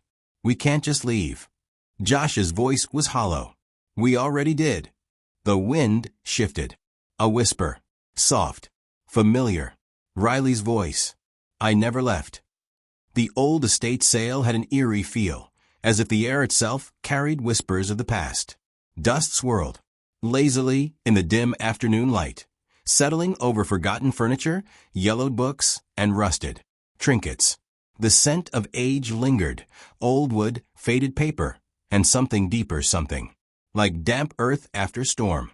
People moved through the cluttered rooms in hushed voices, their fingers brushing over the remnants of a life once lived. A cracked porcelain doll lay abandoned on a wooden chair, its glassy eyes staring at nothing. A grandfather clock, its hands frozen at an unknown hour, stood against the far wall, its silence unsettling. Suri wasn't looking for anything in particular. She had just moved into a new apartment, and it felt empty. The space was modern, all clean lines and blank walls, but it lacked something with character, with a past. She had come here hoping to find a piece that would make the apartment feel more like home. As she wandered through the sail, her gaze skimming over faded paintings and tarnished silverware, something caught her eye. A mirror. It stood alone against the back wall, partially hidden behind an old wooden wardrobe, as if someone had tried to push it out of sight. Suri stepped closer. The mirror was tall, nearly as tall as she was, with a thick wooden frame covered in strange, twisting carvings. The patterns looked like vines, curling and wrapping around the edges. But as she examined them, they seemed almost alive, shifting ever so slightly in the dim light. The glass itself was oddly perfect, not a single scratch, no dust, no smudges. It looked as though someone had just polished it, yet the air around it smelled old, like damp wood and faded perfume. Suri reached out and ran her fingers along the carved wood. Ice cold. A shiver ran up her arm. She pulled her hand back, flexing her fingers. It was just a mirror. An old one, yes, but nothing more than that. "How much for this?" she asked, turning to the old woman, sitting behind the cash table. The woman, who had been counting change, looked up. Her face, lined with deep wrinkles, tensed the moment her gaze fell upon the mirror. Her fingers tightened around the bills in her hand, as if the sight of it had unsettled her. That mirror, she hesitated, her voice barely above a whisper. Suri waited. 50, the woman finally said. Suri blinked. 50? That's it. Something this beautiful had to be worth more. Even in its old-fashioned design, it had a timeless elegance. The craftsmanship alone should have made it expensive. The woman nodded, her expression unreadable. Take it, she said quickly. Something in her voice made Suri pause. It wasn't just urgency, it was something else. A warning. A prickle of unease crawled up Suri's spine, but she shook it off. The woman was probably just eager to get rid of old junk. She handed over the cash, lifted the mirror carefully, and carried it to her car. The frame was heavy, much heavier than it looked, but she managed to maneuver it into the back seat. As she reached the driver's seat, a strange sensation washed over her. Like someone was watching. Her skin prickled. She glanced around. The parking lot was mostly empty. A few cars, an old lamppost flickering in the afternoon light, a single bird pecking at the pavement. But then, in the mirror's reflection, behind her, a shadow moved. A flicker, quick and unnatural. She spun around. Nothing was there. Her chest felt tight. Probably just her imagination. She had read too many horror stories, watched too many late-night movies. With a deep breath, she climbed into the car and started the engine. She didn't notice the old woman still watching her from the porch, her lips pressed into a thin line, her fingers curling into the fabric of her skirt.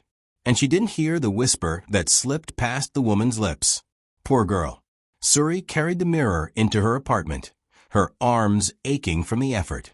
The weight of it was surprising. It felt heavier now than it had at the sale, as if it had absorbed something along the way. She set it against the far wall in the living room, where the sunlight from the window hit it perfectly.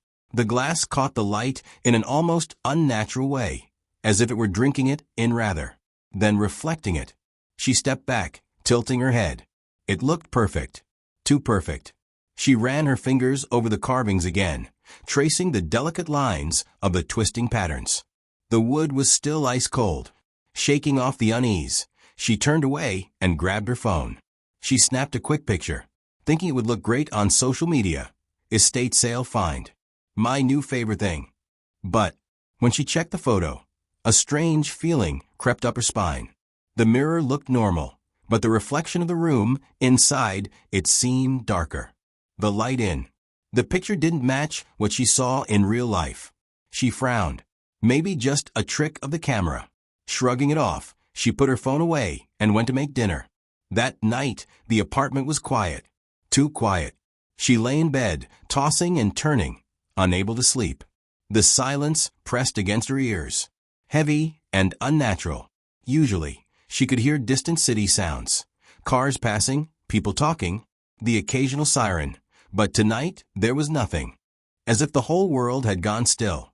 At midnight, she finally gave up and got out of bed. Maybe some water would help. She padded barefoot through the apartment, the wooden floor cool against her skin. As she passed the living room, her gaze flickered to the mirror. Something made her stop. She turned, staring at it in the darkness. The reflection showed the living room, her couch, her coffee table, the window with the curtains drawn shut. Then, a flicker, a movement, like something shifting deep within the glass. Her breath caught. She leaned in closer, her heart hammering against her ribs. Nothing, just her own reflection, staring back at her. Suri let out a nervous laugh, shaking her head. Losing it, she muttered to herself. She turned away, but as she took a step, a cold wave of fear rushed through her. Her skin prickled. Her mouth went dry. She didn't want to look back, didn't want to check, but some deep, horrible instinct made her. Slowly, she turned her head. Her reflection hadn't moved. It was still standing there, staring. Suri's stomach dropped. For a long, breathless moment, neither of them moved. Then, Her reflection smiled. A slow, unnatural smile that stretched too wide. A chill crawled down Suri's spine. She stepped back. The reflection didn't. And then it raised its hand and knocked against the glass. A dull, hollow knock echoed through the room. Suri stumbled backward, her breath coming in short gasps. No, no, no. The reflection took a step closer. But Suri hadn't moved. She turned and ran, her heart slamming against her ribs. Behind her, the mirror stood silent. And in its glass, the reflection of Suri kept watching, smiling. Over the next few days, the feeling of being watched only grew stronger. Sometimes, while reading or watching TV, she would catch movement in the corner of her eye, a flicker in the mirror, a shift. But whenever she looked directly at it, the reflection was still. Then came the whispers. Soft, faint, almost like the wind. But there was no wind inside her apartment. One night, she woke up gasping, her heart racing. She had dreamt of standing in front of the mirror, unable to move, as something inside knocked against the glass from the other side. She shook off the dream, rubbing her arms against the cold that seemed to settle into her bones. She needed to get rid of the mirror. Tomorrow. The next night, everything changed. She was brushing her teeth when she heard it. A soft creak, like someone stepping on the wooden floor. Her breath hitched. Slowly, she turned off the tap and listened. Silence. She stepped out of the bathroom, moving toward the living room. The mirror stood there, silent, reflecting the darkened apartment. But the reflection was wrong. The furniture was there. The walls, the windows, everything was in place. But the Suri in the mirror was smiling. A slow, unnatural smile that stretched too wide. Suri's heart slammed against her ribs. Her reflection raised a hand and knocked against the glass. A dull, hollow knock echoed through the room. Suri stumbled back, her breath coming in short gasps. No, no, no. The reflection stepped closer. But Suri hadn't moved. It placed its hand against the glass and started pushing. The surface of the mirror rippled like water. The reflection's fingers pressed through. Suri turned and ran. She didn't stop running until she was outside, breathless, heart pounding. The night air was freezing, but she barely felt it. She pulled out her phone and dialed her best friend, Aisha. Aisha, I need you to come over, she said, her voice shaking. What's wrong? The mirror, she whispered. Something's wrong with it. Silence. Then Aisha sighed. Suri, it's just a mirror. Please, Suri begged. Aisha groaned. Fine. I'll be there in 10. Suri hung up, staring up at her apartment window. Something moved behind the glass. But it wasn't her. Aisha arrived, annoyed but concerned. Okay, what's the problem? Suri led her inside. The mirror stood exactly where it had been, still and silent. Aisha crossed her arms. Looks normal to me. Suri shook her head. Watch. She picked up a book and threw it at the mirror. It didn't reflect the impact. The book disappeared into the glass. Aisha's face lost all color. Then, the book flew back out, landing on the floor. But the reflection of the book, staying inside the mirror. Suri and Aisha started, frozen in fear. Then, the reflection of Suri turned and spoke. You shouldn't have bought me. They ran. They didn't stop until they were outside, gasping for air. We have to destroy it, Aisha said. Suri nodded. Fire. Aisha shook her head. No. Mirrors don't burn. Suri thought for a moment. A hammer. They grabbed a hammer from the toolbox and marched back inside. The reflection was waiting. It grinned, stepping closer. Suri raised the hammer. The reflection whispered, You break me, you take my place. Suri hesitated. Aisha grabbed the hammer. Screw this. She swung. The mirror shattered. For a moment, silence. Then, a blood-curdling scream echoed through the room. A gust of wind blew past them. The lights flickered, and the mirror was gone. Only an empty wall remained. Aisha and Suri stared at each other, their hearts still racing. Is it over? Aisha whispered. Suri didn't answer. Because, in the corner of the room, The glass shards on the floor still reflected the mirror. And in them, a pair of dark eyes watched, smiling. Ava never believed in bad luck, curses, or ghost stories. She lived in the real world, where everything had a logical explanation. Superstition was for people who needed something to blame when life didn't go their way. But today, something felt off. She sat in her usual coffee shop, nestled in the corner by the window, where she could watch the busy street outside. The scent of freshly ground coffee beans and warm pastries filled the air, mixing with a quiet hum of conversations and the occasional clink of spoons against ceramic mugs. Her laptop sat open in front of her, emails waiting to be finished, but she had barely typed a sentence in the last 15 minutes. Someone was distracting her. Across the street, a man stood perfectly still. He wasn't checking his phone, wasn't smoking a cigarette, wasn't even looking around as if waiting for someone. He was just standing, watching.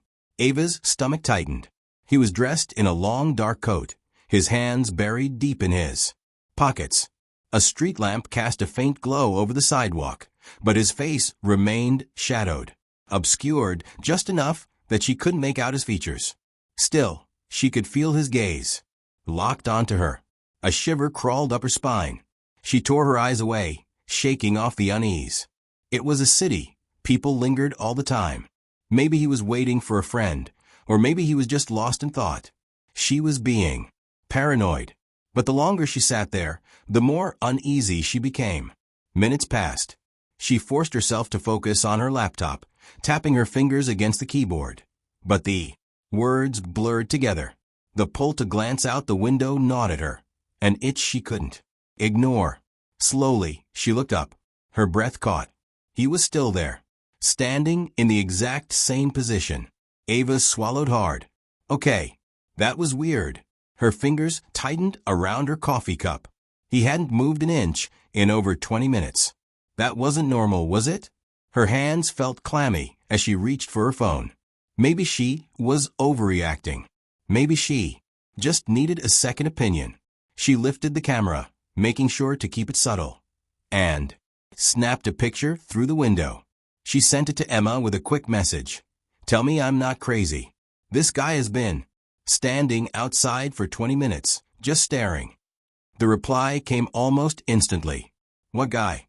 Ava frowned. She quickly typed back. The one in the coat, right across the street. 3 dots appeared, then vanished. Then, Ava, there's no one there. Her breath hitched. Her fingers trembled as she looked at the picture she had just taken. The sidewalk, the street lamp, the passing cars. No man. Heart pounding. She snapped her gaze up to the window again. The man was gone. Ava's stomach twisted into knots. She glanced around the cafe, searching for someone who might have noticed him, someone who could confirm that she hadn't imagined it. But everyone was just carrying on as normal, oblivious. Her pulse pounded in her ears. She took a deep breath, forcing herself to calm down. Maybe Emma had just looked too quickly. Maybe the man had walked away right before she checked. Or maybe she was seeing something that wasn't there. The rest of the day felt like a blur. Ava tried to push the whole thing out of her mind, convincing herself that it was just her imagination playing tricks on her. But deep down, a sick feeling lingered. At lunchtime, she met Emma at their usual cafe, a cozy little place with wooden tables and mismatched chairs, filled with a warm scent of vanilla and cinnamon. They grabbed a spot by the window, sunlight casting long shadows across the sidewalk outside. Emma was already sipping on an iced latte, stirring the straw absent-mindedly. She looked up as Ava sat down. Okay, tell me what's going on. You've been weird all morning. Ava hesitated, drumming her fingers against the table. I swear I saw someone outside the coffee shop earlier. He was just standing there, staring. I took a picture and sent it to you. But you said there was no one there. Emma tilted her head, eyebrows knitting together. Yeah, because there wasn't. Ava exhaled, shifting in her seat. But I saw him, Emma. I know I did. And then, when I checked, Again he was gone. Emma took another sip of her drink, considering. Could have just been a random guy. And you caught him right as he left. Ava shook her head. He was there for at least 20 minutes. He never moved. And when I looked at the picture, he wasn't in it. Emma's expression shifted, a flicker of concern in her eyes. Okay, that is weird. She leaned forward. You sure you're not just stressed? You've been working a lot lately. Ava let out a nervous laugh. I thought that too. Maybe I'm just overthinking it. But she wasn't sure. Something deep in her gut told her this wasn't just a trick of the mind. Then, without thinking, she glanced outside. And her heart stopped. He was there, standing on the opposite sidewalk. Same coat, same posture, still, watching. Ava's breath came short and fast. She reached across the table, gripping Emma's wrist. Look, do you see him now? Emma followed her gaze, her brow furrowing. See who? Ava's stomach dropped. She turned back to the window. The man was right there. How could Emma not see him? Her throat went dry. You seriously don't see anyone standing by that streetlight? Emma's face twisted in confusion. She looked again, even leaned forward slightly. Then she shook her head. Ava, there's no one there. Ava's hands felt cold, her fingers numb. This was wrong. This was so wrong. She turned back to Emma. Then, slowly, back to the window. The man was gone. A wave of dizziness washed over her. She pressed a hand to her forehead. Maybe I really am just tired. Emma smiled gently, though the concern hadn't left her eyes. See? Nothing to worry about. Ava forced a nod, even as every nerve in her body screamed that something was very, very wrong. By the time the sun began to set, the fear had only gotten worse. And somewhere deep inside her, she knew this wasn't over. Ava walked home with quick, deliberate steps, her pulse hammering in her ears. The city around her was slowing down for the night, cars passing lazily, their headlights washing over. Empty sidewalks. A few distant voices drifted from a bar nearby, laughter cutting through the cold evening air. But for Ava, everything felt muted, distant, as if she were moving through water. She told herself, again, that she was being ridiculous, that she had imagined the whole thing, that exhaustion was playing tricks on her mind. But deep down, she didn't believe it. Her apartment building came into view, a familiar structure of brick and glass. Normally, seeing. It brought relief, safety. Tonight, it only made the tightness in her chest worse. She hurried inside, the glass doors sliding shut behind her. The lobby was mostly empty, except for the night guard, a burly man named Tom, who always greeted her with a nod. Tonight was no different. Evening, Miss Ava, he said, eyes barely lifting from his crossword puzzle. She forced a smile. Evening. Ava walked toward the elevator, pressing the button with a shaky finger. The soft ding of arrival made her exhale in relief. She stepped inside, the warm glow of the overhead lights comforting. In its familiarity, the doors slid shut. She let out a breath, closing her eyes for a moment, trying to shake the unease from her body. Then, a hand caught the door just before it shut. Ava's heart stopped. The metal doors slid open again, and before she could react, before she could even move, he stepped in. The man in the dark coat. Ava's breath caught in her throat. Every hair on her body stood on end. He didn't say a word. He didn't even look at her. He stood at the far end of the elevator, near the corner, his posture unnaturally stiff. The dim lighting barely touched his face, keeping his features hidden in shadow. Ava's entire body screamed at her to run, to do something, but she couldn't move. Her hands clenched into fists at her sides, nails digging into her palms. She wanted to reach out, to press the emergency button, but her arms felt like they were made of lead.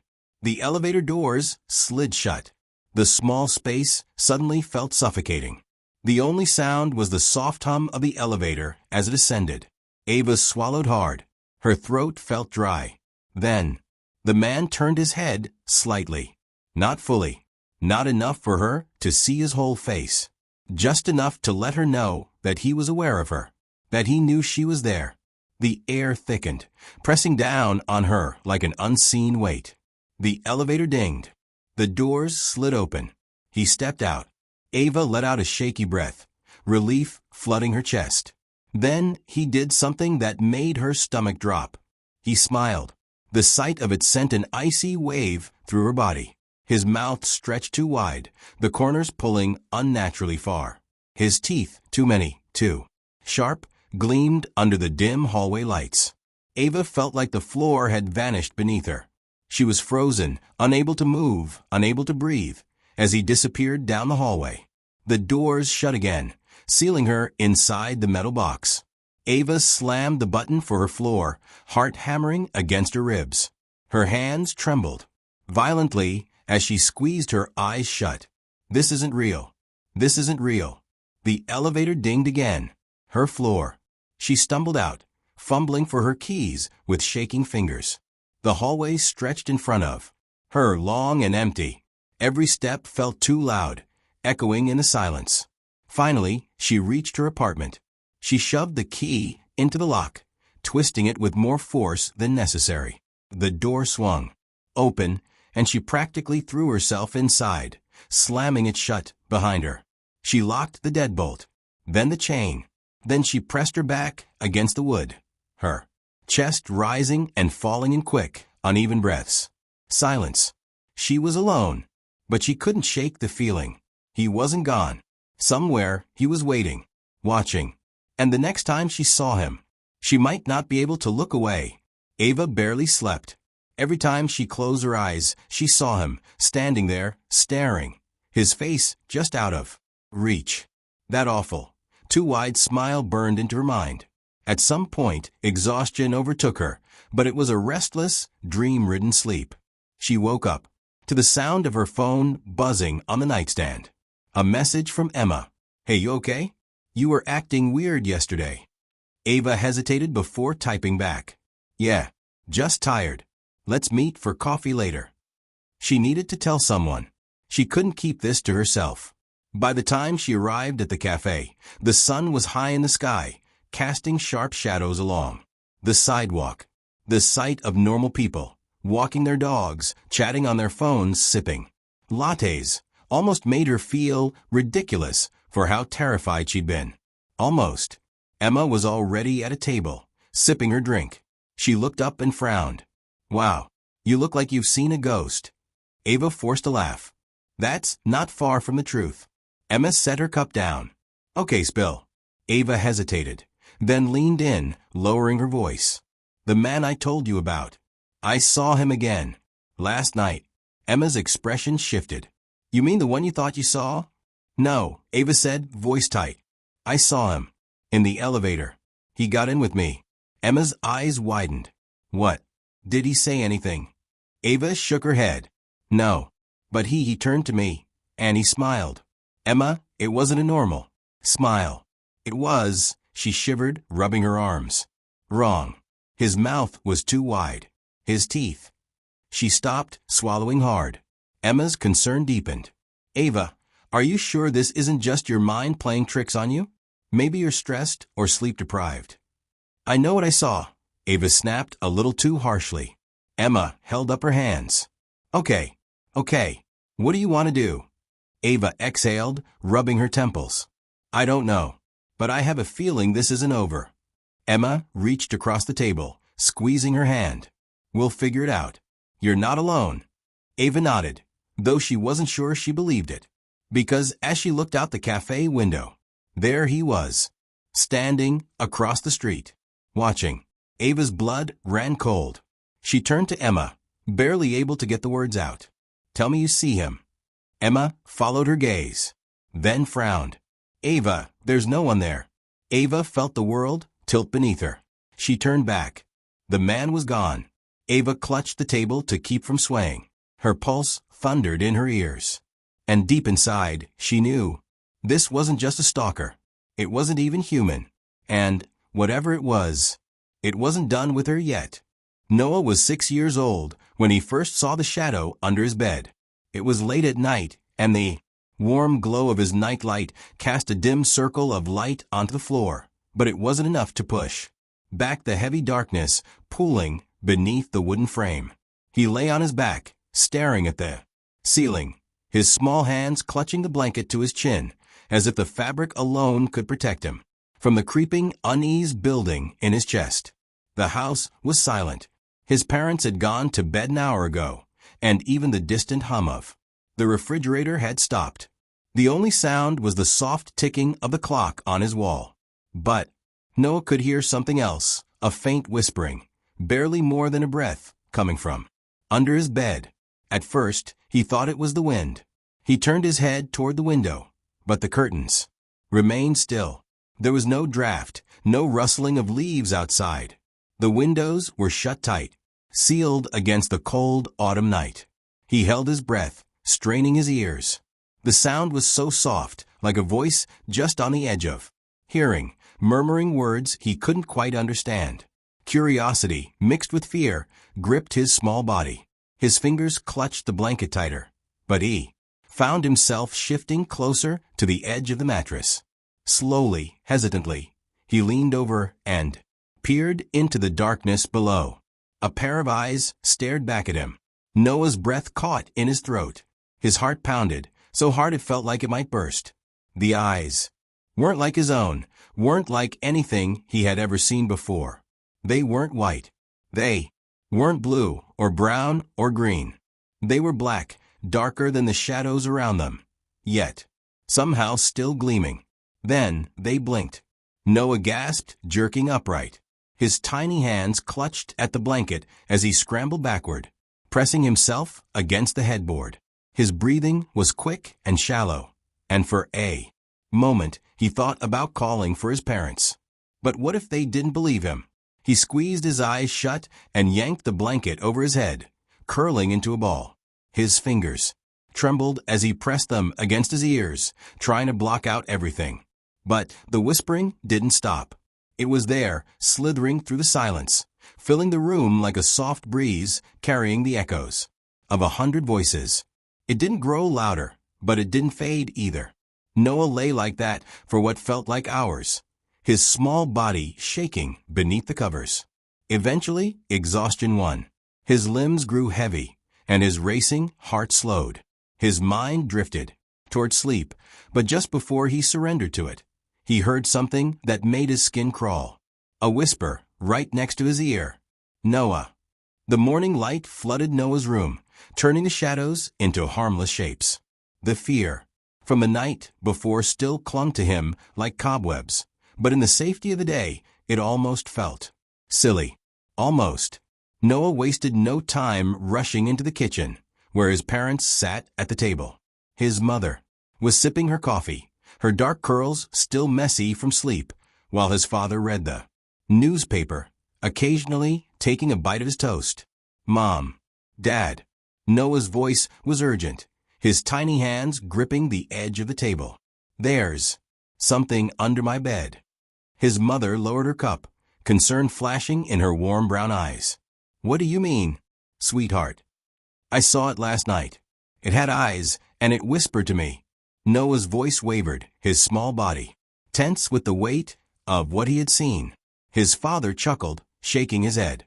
It's just your imagination, buddy. Maybe a bad dream. No. Noah shook his head fiercely. It was real. I saw it move. His father sighed, folding the newspaper and setting it aside. Noah, you're old enough to know that monsters aren't real. Shadows are just tricks of the light. But, no buts, his father said firmly. You're letting your imagination run wild. Noah's mother gave him a gentler look. How about I check under your bed tonight? If there's nothing there, will you promise to sleep without worrying? Noah hesitated. He wanted to believe that if his mom looked, she'd see it too. That she'd believe him. Okay, he mumbled. That night, after tucking Noah in, his mother knelt beside his bed. The warm glow of the night light cast long shadows across the room, but she didn't seem scared. She lifted the blanket and peeked underneath. See, she turned to him with a smile. Nothing but dust bunnies. She ruffled his hair, pressing A kiss to his forehead. Now get some sleep, love. Noah wanted to believe her. He really did. But as soon as she left the room and closed the door, the whispering started again. And this time, it called his name. Over the next few nights, things got worse. The whispering never stopped. It was there every night, just beyond his understanding, soft, raspy, filled with something wrong. Noah tried to ignore it. He buried his face in his pillow, squeezed his eyes shut, and counted sheep. But ignoring it didn't make it go away. The shadow didn't just whisper anymore. It moved. Noah would see it shifting in the darkness, growing longer, stretching toward him in slow, deliberate motions. The eyes would flicker open and shut, blinking at him like something alive. One night, he tried to be brave. He sat up in bed, gripping his blanket like a shield, and whispered, "Who are you?" The whispering stopped. The silence stretched. And then it laughed. A dry, crackling sound, like dead leaves rustling in the wind. Like something ancient, something that had been waiting a very, very long time. Noah screamed. His father burst into the room, flipping on the light. The brightness chased away the shadows, leaving nothing but the normal shapes of his toys and furniture. "Noah, what is it?" His father's face was a mixture of exhaustion and irritation. "The shadow," Noah cried. "It laughed at me." His father groaned, rubbing his temples. "Noah, enough. There's no such thing as a shadow. That talks. You're letting your imagination get the best of you." "But." "No buts." His father's voice was firm. "If you keep this up, we'll have to take away your night light. You're too old for this nonsense." Tears burned in Noah's eyes. He wanted to stop being scared. He wanted to believe his dad. But the shadow wouldn't leave him alone. And worse, it was getting closer. By the end of the week, Noah stopped sleeping. His face grew pale and dark circles bloomed under his eyes. He refused to play with his toys and refused to eat much at dinner. His mother started to worry. "I think something is really bothering him," she whispered to her husband one evening. "Maybe he's getting sick." His father sighed. "Or maybe he's just looking for attention. You baby him too much." "I don't know. This is different. He looks scared all the time." That night, his mother stayed up later than usual. Just as she was about to go to bed, she heard something faint, almost like wind whistling through a crack in the window. Except the windows were shut. Frowning, she walked down the hall and stopped outside Noah's door. She pressed her ear against it. Whispers. Low, raspy voices, more than one. Chills ran down her spine. She swung the door open. Noah was sitting up in bed, trembling, his wide eyes locked on the darkness under his bed. His lips were moving, but no sound came out. "Noah," she called. He flinched and turned to her, his face pale as a ghost. "It's trying to come out," he whispered. Her stomach dropped. That night, Noah's mother refused to leave his room. She brought in a chair and sat beside his bed, determined to prove to him and to herself that there was nothing to be afraid of. Hours passed. The house was silent. Then, a slow, scraping sound came from under the bed. Noah's mother froze. Her breath hitched. Had she imagined it? She leaned forward, gripping the edge of Noah's blanket. The sound came again, a dragging, scratching noise, like nails running along wood. She swallowed hard. "Noah?" Tears welled up in his eyes. He shook his head violently. "Don't look," he whispered. "It doesn't like being seen." A chill ran down her spine. But she had to know. Slowly, her trembling hand reached for the blanket and lifted it. Her scream never left her throat. Two glowing eyes, set deep in a gaping, toothless mouth, stared back at her from the darkness. The shadow under the bed shifted, stretching toward her, reaching with long, claw-like fingers. She yanked the blanket back down, grabbing Noah and pulling him against her chest. The room went deathly silent. Then a whisper slithered through the air. "You shouldn't have looked." The next morning, Noah's mother packed their bags.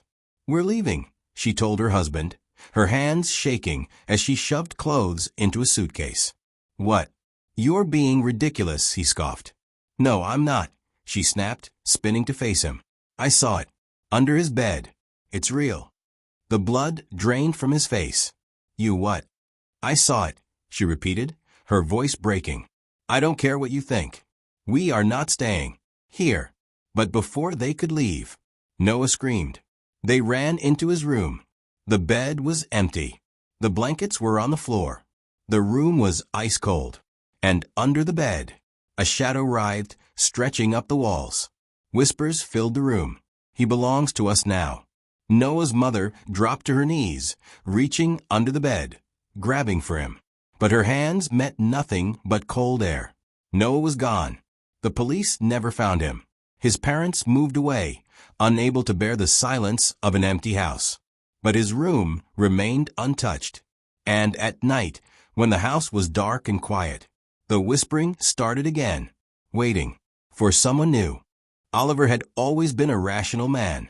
He didn't believe in ghosts, demons, or any of those creepy urban legends people liked to tell on cold, stormy nights. But the first time he heard the knock, he couldn't ignore the way it made his skin crawl. It was 3 a.m. when the sound echoed through his quiet house. A sharp, deliberate knock at the front door. 3 taps. Knock, knock, knock. Oliver stirred from his sleep, groggy and disoriented. At first, he thought he had imagined it, just some lingering remnant of a dream. But as his mind cleared, he realized the sound had been real. It had been too crisp, too distinct to be a figment of his imagination. His heart thudded against his ribs as he sat up in bed. His bedroom was on the 2nd floor, and through his window he could see the empty street below, bathed in the cold glow of the street lights. Nothing moved. No figures, no cars, not even the stray cat that sometimes prowled the neighborhood. The house was old, and the wooden floor creaked beneath his feet as he swung his legs over the side of the bed. A chill ran through him, though he wasn't sure if it was from the cold or something deeper, something instinctual.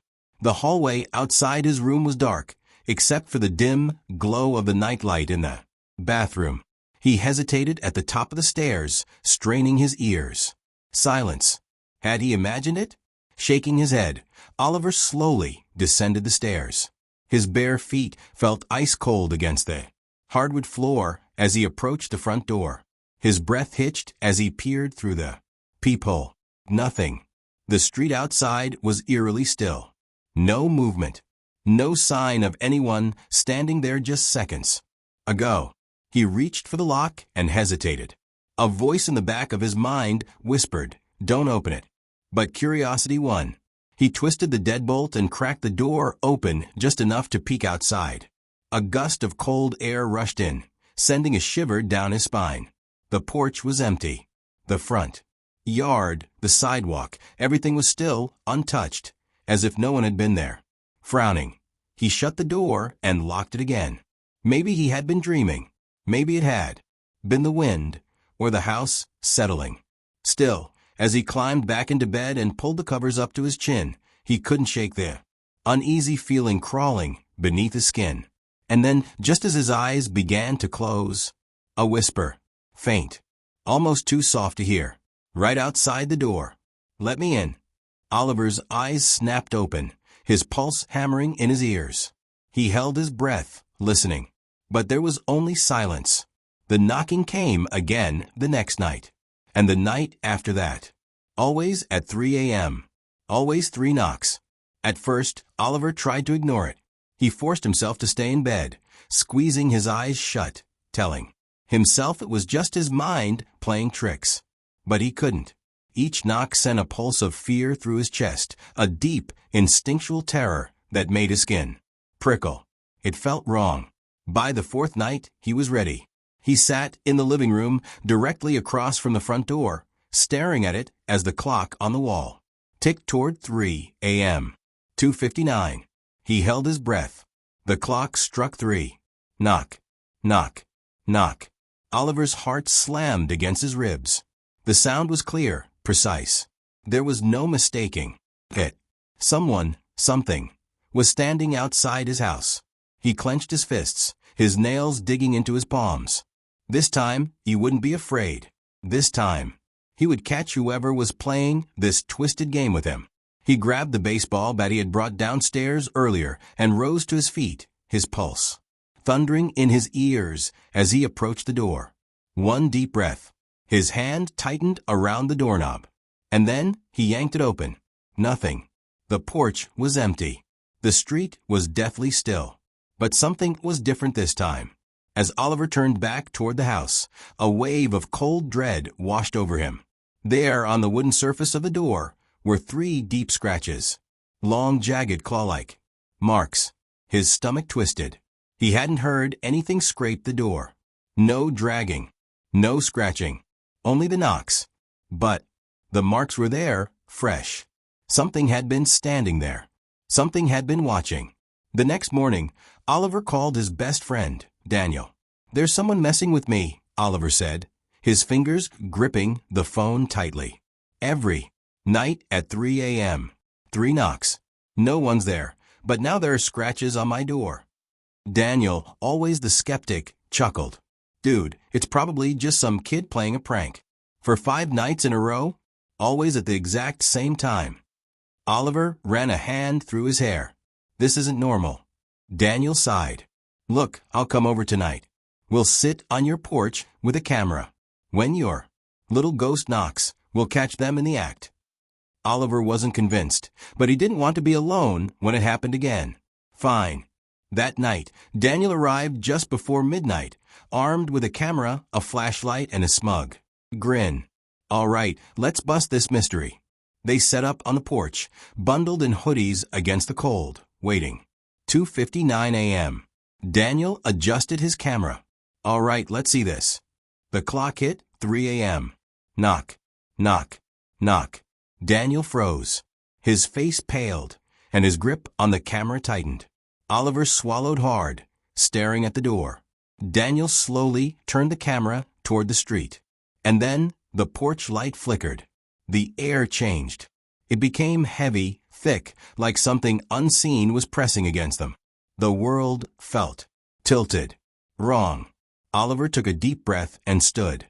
His shaking hand reached for the doorknob. He threw the door open. Nothing. No wind. No footsteps. No sign of anyone. But then Daniel let out a strangled gasp. He pointed a trembling finger at the ground. There, in the dirt just outside the door, were footprints. But they weren't human. They were long, narrow prints with clawed toes. Something had been standing there. Something had been watching them. And then the whisper came again, soft, right behind them. "Let me in." The porch light went out, and the door slammed shut. Oliver barely slept that night. Every time he closed his eyes, he saw the footprints. Every time he blinked, he felt the weight of unseen eyes watching him. The feeling of something lurking just beyond his vision clung to him like a second skin. The knocking continued every night, relentless. The scratches on the door grew deeper, more jagged, as if whatever was outside was becoming impatient. Oliver stopped checking the peephole. He stopped opening the door. But he could still hear it, hear the way the wood groaned under invisible pressure, hear the way the air outside the house seemed to shift as though something massive yet unseen was standing there. Then the whisper started. Soft at first, just barely audible under the knocks. A murmur, a breath, just beyond. Understanding. A sound that felt like it was meant for him alone. Oliver thought he was imagining it, that his exhausted brain was playing tricks on him. But then, one night, as he lay awake in bed, staring at the ceiling, the whisper cut through the silence like a blade. "Let me in." Oliver sat up so fast he nearly fell out of bed. His breath came in sharp gasps, and his skin was clammy with sweat. The knocking came again, louder than ever. Bang, bang, bang. It rattled the walls. It made the floorboards tremble. And then the whisper followed, curling around the edges of his mind like smoke. "Let me in." Oliver's stomach twisted. He grabbed his phone with shaking hands, scrolling through his contacts. He needed to call someone. He needed anyone to hear this. Before he could press a button, the knocking stopped. For the first time in weeks, silence filled the house. But Oliver didn't feel relieved. He felt watched. And when he turned his head toward the darkest corner of his bedroom, the shadows seemed just a little too thick, a little too deep, a little too alive. Oliver couldn't take it anymore. He decided that tonight he would stay up with every single light in the house turned on. The lamps, the ceiling lights, even the glow from his computer screen. He wouldn't answer the door. He wouldn't look outside. He wouldn't acknowledge it. 2:59 a.m.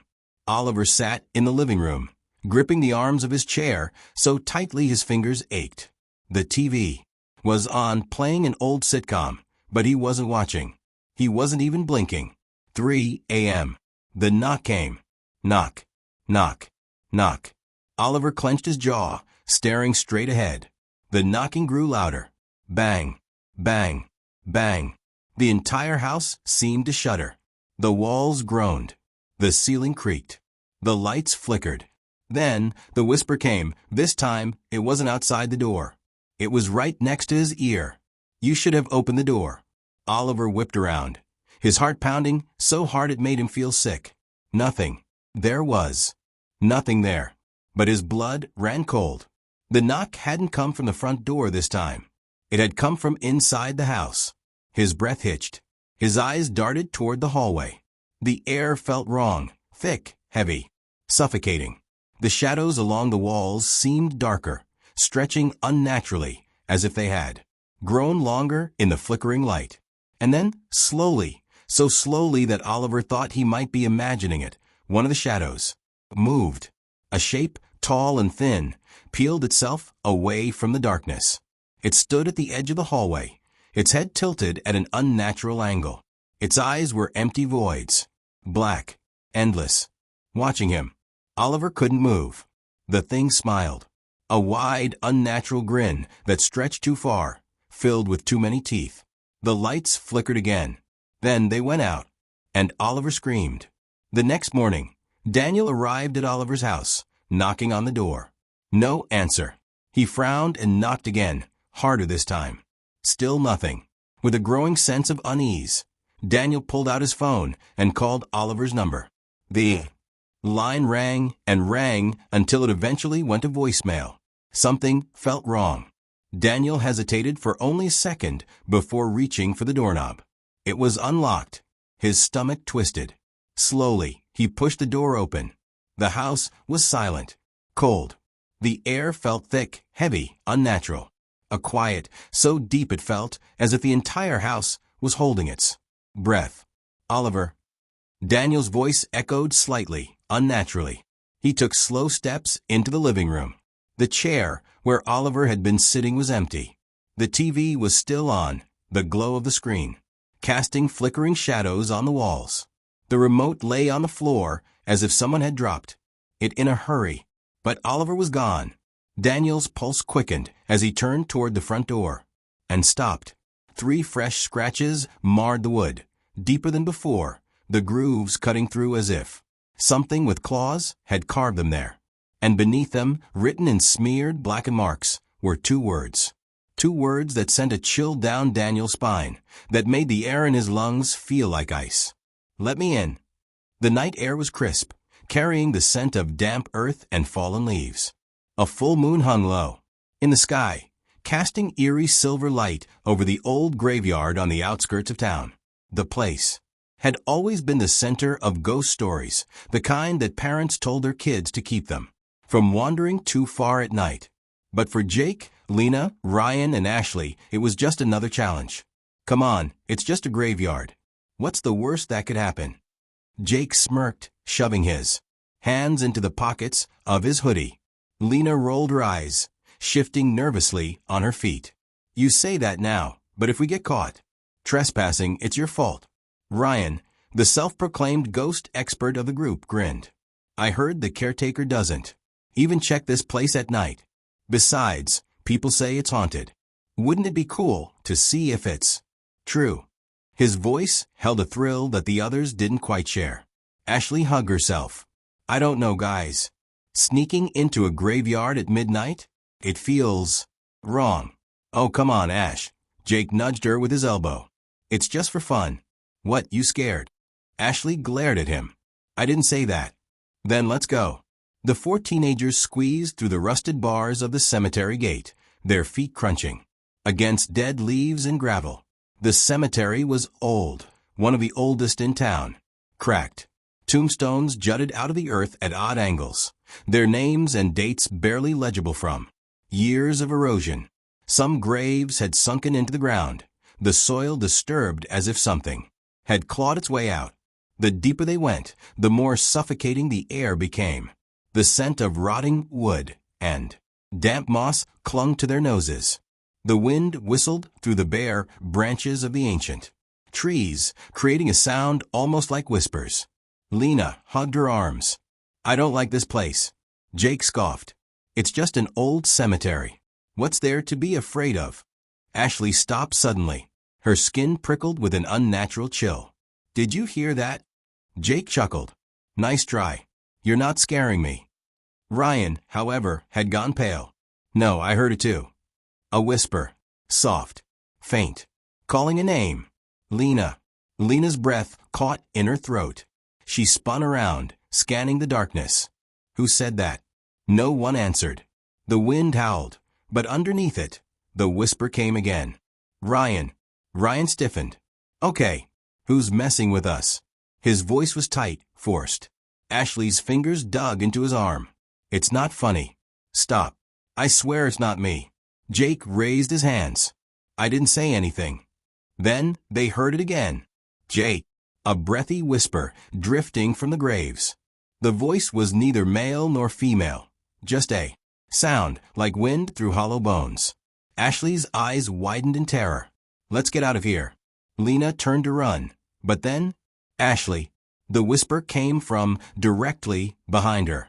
She whirled around, expecting to see someone standing there. But there was no one, just rows of old, crumbling tombstones. The air grew colder. The wind stopped. The night was silent, dead silent. Ashley's breath came in quick, shallow gasps. We have to leave. Now. Jake, normally the fearless one, looked shaken. Yeah, okay. Let's go. They turned back toward the entrance and stopped. The gate they had squeezed through was gone. In its place was a solid, rusted iron fence. No opening. No exit. What the hell? Lena whispered, panic creeping into her voice. Ryan ran to the bars, gripping them so hard his knuckles turned white. He shook them, but they didn't budge. This isn't possible. We just came through here. The whispers returned. This time, they were all around them. Stay.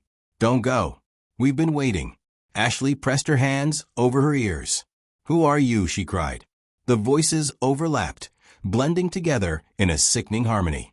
You forgot us. You left us behind. You must remember. Shadows shifted between the tombstones. Shapes moved in the darkness. Ryan's voice cracked. We don't know you. Then a deep, rumbling voice answered. You will. A gust of wind slammed into them, knocking them backward. The world seemed to twist. Graves stretched higher. The trees looked like giants. The sky darkened into an abyss. And then, they weren't alone. Figures stood between the graves. Dozens of them. Pale faces. Hollow eyes. Their bodies were wrapped in tattered burial shrouds, skin stretched too tight over bone. Some had gaping mouths, frozen in silent screams. Others had blackened. Hands, fingers twisted like claws. Ashley clapped a hand over her mouth to stifle a sob. Lena stepped back, her whole body trembling. This isn't real. This can't be real. One of the figures stepped forward. A woman, her face half decayed, eyes milky white. She dragged her feet as she moved, her skeletal fingers twitching. You left us behind, she whispered. Jake shook his head violently. We don't know you. We've never been here before. The woman tilted her head, her jaw creaking as she grinned. Not you. Them. She raised a bony finger, pointing behind them. Slowly, as if controlled by some unseen force, they turned. More figures stood behind them. But these were different. They looked exactly like them. Duplicates. Twins. Their own faces staring back at them. Ashley's doppelganger had empty black eyes. Lena's double had a twisted, eerie grin. Ryan's copy was missing a chunk of flesh from his cheek, exposing bone. And Jake's mirror image was staring, motionless, his lips parted as if he were about to speak. Then all at once, the copies whispered in unison, "It's your turn." The ground beneath them trembled. The graves yawned open. Hands, rotting, skeletal hands, burst from the dirt, grabbing their ankles. Ashley screamed as she was yanked downward, her nails clawing at the earth. Lena kicked and thrashed, but the grip was too strong. Ryan and Jake struggled, their voices rising in sheer terror. The doppelgangers stepped closer, reaching out. Their fingers sank into the teen's skin, merging with them, pulling them into the grave. Darkness swallowed them whole. The graveyard fell silent once more. The wind picked up. The trees whispered. And 4 new figures stood among the tombstones. Pale faces, hollow eyes, waiting for the next visitors to enter the graveyard, to hear the whispers, to take their place. The ghostly copies of the 4 teenagers stood motionless, their hollow expressions eerily, mirroring their own. Their eyes, dull and lifeless, seemed to pierce right through them. Then all at once, they spoke in a whispering chorus. "You left us here." Ashley's heart pounded violently against her ribs. "I don't understand," she choked out, her voice barely above a wisp. The first ghostly figure, the woman with the decayed face, stepped forward. Her movements were slow, deliberate, as if the air around her resisted her existence. "Long ago," she rasped, her voice layered with sorrow, "we were just like you. Young. Alive. We came here on a dare. Just as you did. And then," she paused, her milky eyes glancing at the darkened sky. "We were taken." Ryan's throat was dry. "Taken by what?" he asked, though deep down he wasn't sure he wanted the answer. A gust of wind swept through the cemetery, kicking up a cloud of dead leaves. The ground seemed to shudder beneath their feet. Then, out of the darkness, something shifted. Between the graves, a shadow emerged. It was impossibly tall, taller than the trees, its form a writhing mass of shifting darkness. The longer they looked at it, the harder it was to focus, as if their eyes refused to comprehend what they were seeing. A deep, guttural voice slithered through the air, colder than the wind. "I am the keeper of the forgotten, the lost, the abandoned." The weight of its presence pressed down on them, making it harder to breathe. The air around them grew thick, suffocating. Ashley gripped Lena's arm, her fingernails digging into her friend's skin. "We don't belong here," she gasped. The shadow laughed, a low, hollow sound that sent chills up their spines. "You came willingly. Now you will stay." The wind roared again. The figures lunged forward, their outstretched hands like skeletal claws, reaching for them. Their whispering voices turned desperate, frantic. "Stay with us. We were forgotten. Don't leave us behind." Ashley screamed. Lena yanked her hand, dragging her backward. "Run." They bolted. But the graveyard was no longer what it had been. The paths twisted like a maze. Tombstones shifted before their eyes, blocking their way. The gate, their only exit, was gone. No matter which direction they ran, they always ended up back, at the center of the cemetery, right where the thing was waiting. And it was getting closer. The ghostly figures closed in, their icy fingers inches from their skin. Their whispers turned to hissing voices, each breath echoing like a death rattle. Ashley's chest heaved. Her body trembled violently as she clung to Ryan's arm. "We're trapped," she sobbed. "There's no way out." Jake's eyes darted around desperately, searching, hoping for anything. A break in the tombstones, a hidden passage, a glimmer of hope. And then he saw it. A grave. A freshly dug grave. The soil was dark, damp, and disturbed as if something had just been buried, or was waiting to be buried. And on the tombstone above it, their names, Ashley Carter, Lena Brooks, Jake Turner, Ryan Wells. A chill ran through his spine as he read the inscription below their names. Died on October 31st. Buried before they even knew they were dead. No, no, no, Ashley stumbled back, shaking her head violently. This can't be real. We're not dead. We're not dead. Ryan's hands clenched into fists. His mind raced. There had to be a way out. There had to be. His eyes locked onto a jagged rock near the grave. His fingers closed around it, and without thinking, he lifted it high above his head and smashed it against the tombstone. Crack. The marble split in two. Instantly, the ground trembled. A piercing scream, louder than anything they had ever heard, ripped through the night. The ghosts wailed, their bodies convulsing as they shrieked in agony. The shadows recoiled, twisting violently as if in pain. The air itself seemed to bend and warp. Around them, the wind howled, stronger than before. The trees groaned, the earth beneath them splitting open. Then, everything went black. The next thing they knew, they were standing outside the cemetery.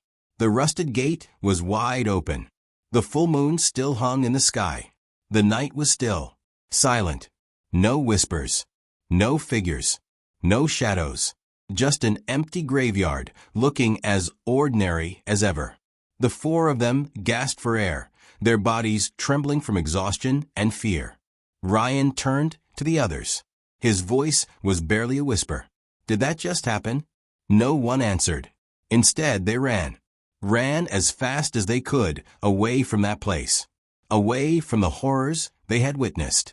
And they never spoke about that night again. But sometimes, when they walked past the old graveyard, they swore they could still hear it. A whisper, calling their names, waiting. Lily Parker had always loved dolls. Ever since she was little, she had a collection that filled an entire shelf in her bedroom. Each doll was unique. Some had button eyes, others had soft fabric bodies, and a few were made of porcelain. But among them, there was one doll that was special, her absolute favorite. It was a beautiful porcelain doll with long golden hair, icy blue eyes, and a delicate pink dress. Made of lace. Her tiny hands were perfectly sculpted. Her face painted with the gentlest expression. She had soft, rosy cheeks and eyelashes so delicate that they looked almost real. The doll had been a gift from her grandmother on her 8th birthday. From the moment Lily held her, she felt an unusual attachment to her. There was something about Annabelle that felt different. It wasn't just a toy, it almost felt like a friend, someone who was always watching over her. Unlike her other dolls, which sometimes collected dust from being untouched, Annabelle was always with Lily, whether on her bed, at her desk, or in her arms while she read. Lily named her Annabelle. At first, Annabelle was just like the rest of her dolls, sitting neatly on the shelf, watching over Lily as she played or slept. Lily would brush her hair every night and make sure her dress was neat before tucking herself into bed. She loved Annabelle. But as the weeks passed, strange things started happening. Annabelle wouldn't stay in one place. At first, it was small things. Lily would set her on the shelf at night, but in the morning, she would find her sitting on her desk. Sometimes, she'd leave Annabelle in her toy box, only to come back and see her lying on the bed as if she had been placed there. Lily didn't pay much attention at first. Maybe she had forgotten where she put her. Maybe her mother had moved her while cleaning. But then it started happening every single day. One afternoon, after coming home from school, Lily was horrified to find Annabelle sitting on the windowsill, her blue eyes staring blankly outside. Lily's stomach twisted. She was sure she had left Annabelle on the shelf before going to school. A thought struck her. Max, she called, storming into her younger brother's room. Max, who was lying on the floor playing with his toy cars, barely looked up. What? Lily held up the doll. Stop moving my doll, she snapped. It's not funny. Max scrunched his nose. I didn't touch your creepy doll. Lily frowned. Then how did she get there? Max shrugged. Maybe she moved on her own. Lily rolled her eyes. Dolls don't move on their own. But deep down, she wasn't so sure anymore. That night, Lily made sure Annabelle was sitting properly on the shelf before she went to sleep. She even whispered, "Stay here, okay?" as if the doll could actually listen. Her room was dimly lit by the glow of her nightlight.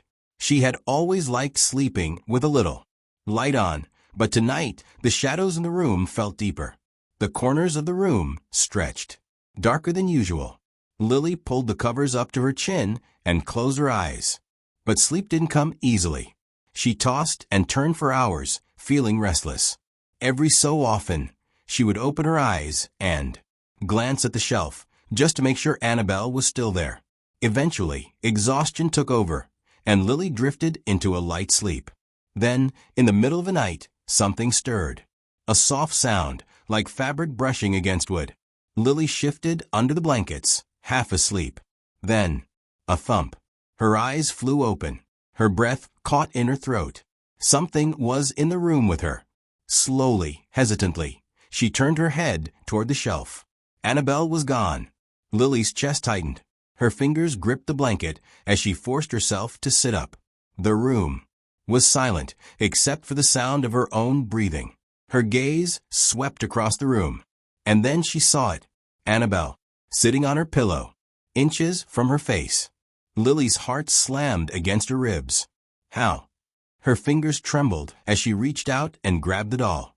Her porcelain skin felt colder than usual, almost like ice. Lily bolted upright and hurriedly placed Annabelle back on the shelf, her hands shaking. She told herself it was nothing. Maybe she had moved it in her sleep without realizing. Maybe she had sleepwalked. But then it kept happening.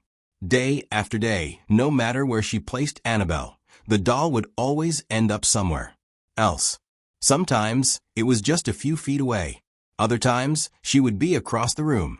Once, Lily left Annabelle inside her closet, shutting the door tightly.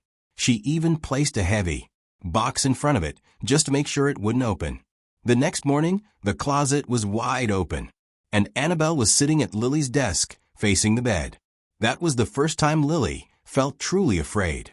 One evening, as Lily was brushing her hair in front of the mirror, she swore she saw something move into the reflection. It was just a flicker, a small shift of light in the background. She froze. Her eyes darted toward the shelf. Annabelle was still there, sitting perfectly still. Lily's throat was dry. She turned around slowly, scanning the room. Nothing. She exhaled shakily. "I'm just imagining things," she whispered to herself. But that night, she had trouble sleeping. The room felt colder than usual. The air was heavy, almost like something was watching her. Every small creak of the house made her heart race. The rustling of the trees outside sounded like whispering voices. Then, a whisper, soft, almost too quiet to hear. "Lily." Lily's eyes snapped open. Her stomach turned to ice. Had she imagined it? Or had someone really whispered her name? Slowly, she turned her head toward the shelf. Annabelle was gone. A shuffling sound came from the floor. Lily's pulse pounded in her ears. Her breath came in shallow gasps as she reached for her phone, her fingers fumbling to turn on the flashlight. The light flickered on, and there, in the beam, Annabelle, sitting on the carpet, facing her. Her cold blue eyes seemed to glisten in the dim light. Her porcelain lips slightly parted as if she was about to speak. Lily screamed. Her parents rushed in moments later, switching on the lights. "What's wrong, sweetheart?" her mom asked, her voice filled with concern. Lily pointed at the doll, her whole body trembling. She moved. Her dad sighed, rubbing his forehead. "Lily, it's just a doll." He picked up Annabelle and placed her back on the shelf. "Maybe you knocked her over in your sleep." Lily shook her head, but she didn't argue, because deep down she already knew. Annabelle had moved on her own, and she wasn't going to stop. Lily had never been this scared before. Annabelle wasn't just moving, she was doing things that Lily couldn't explain. She needed to talk to someone who would listen. The next day at school, she pulled her best friend, Sophie, aside during lunch. They sat on the farthest bench in the playground, away from everyone else. The autumn wind blew through the trees, making the branches creak. Lily hesitated for a moment, then took a deep breath and told Sophie everything. Sophie listened in silence, her face growing paler with every word. When Lily finished, Sophie shook her head. Lily, that's not normal, she whispered. What if the doll is haunted? Lily forced out a laugh, but it sounded weak. That's ridiculous. She's just a doll. Sophie didn't laugh. Dolls don't move on their own. Lily's stomach twisted. She wanted to believe it was all in her head, that maybe her brother was playing tricks on her. But deep down, she knew the truth. Sophie leaned in closer, lowering her voice. My grandma used to tell me stories about spirits, attaching themselves to objects, especially dolls. You should get rid of it, Lily, before it's too late. Lily frowned. Just throw her away? No. You have to do it properly, Sophie insisted. You can't just toss it in the trash. If it's really haunted, it'll come back. Lily swallowed. Then what should I do? Sophie hesitated. Bury it. Far away. Somewhere it won't be found. Lily shivered. The idea of burying Annabelle felt wrong, almost like she was doing something bad. But at this point, she was willing to try anything. That night, she made a decision. She would lock Annabelle in a box. After dinner, Lily rushed to her room and found an old shoebox. Her hands trembled as she picked Annabelle up, holding the doll as far away from her body as possible. For the first time, she noticed how cold Annabelle felt, almost like she had been sitting outside in the winter air. Taking a deep breath, Lily placed Annabelle inside the shoebox, shut the lid tightly, and wrapped layers of tape around it. She shoved the box under her bed, making sure it was completely hidden. There, she muttered. Now you can't move anymore. She climbed into bed, pulling the covers up to her chin. The room was silent, too silent. After what felt like hours, her eyelids grew heavy, and she drifted off to sleep. But in the middle of the night, thump, Lily's eyes snapped open. Thump, thump. Something was moving under her bed. Her breath hitched in her throat. Scrape. Something was crawling.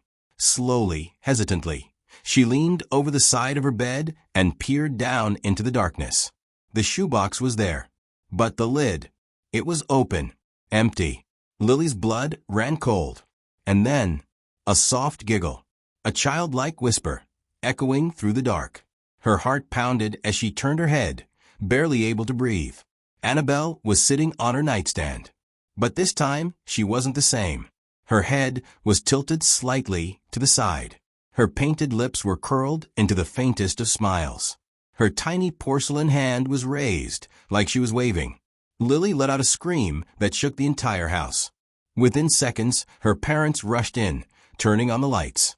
What's wrong? Her mom asked, eyes wide with concern. Lily couldn't speak. She could only point, her hand trembling. Her dad sighed when he saw the doll. Lily, you have to stop with these stories. It's just a doll. No, Lily choked out. She moved. She got out of the box. Her dad shook his head and picked up Annabelle, placing her back on the shelf. You probably knocked it over in your sleep. Lily knew that wasn't true. Annabelle had moved on her own, and she wasn't going to stop. Lily couldn't take it anymore. She had tried everything, ignoring Annabelle, locking her in a box, even begging her to stop. But the doll wouldn't stop. She kept moving, creeping closer and closer to Lily's bed each night. And now she was smiling. That was the last straw. Lily grabbed her backpack and stuffed Annabelle inside. She didn't care if her parents got mad.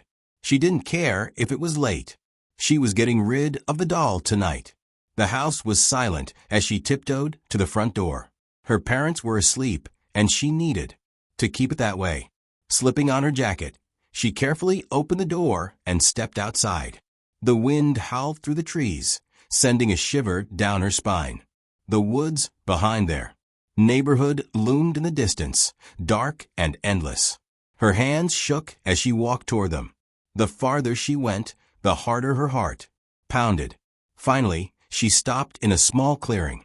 The ground was soft from the recent rain, making it easier to dig. She dropped to her knees and began scooping dirt away with her hands. Her fingers were freezing, but she didn't care. Minutes passed. Then, finally, the hole was deep enough. Lily pulled Annabelle out of her backpack. The doll's blue eyes seemed to shine in the moonlight, almost alive. Her breath hitched. She swore Annabelle's smile had grown wider. "Stay here," Lily whispered, placing the doll in the hole. She quickly covered her with dirt, patting the ground down as tightly as possible. Then she ran. She didn't look back. For the first time in weeks, she slept peacefully. But in the morning, her heart nearly stopped. Annabelle was back, sitting on her bed.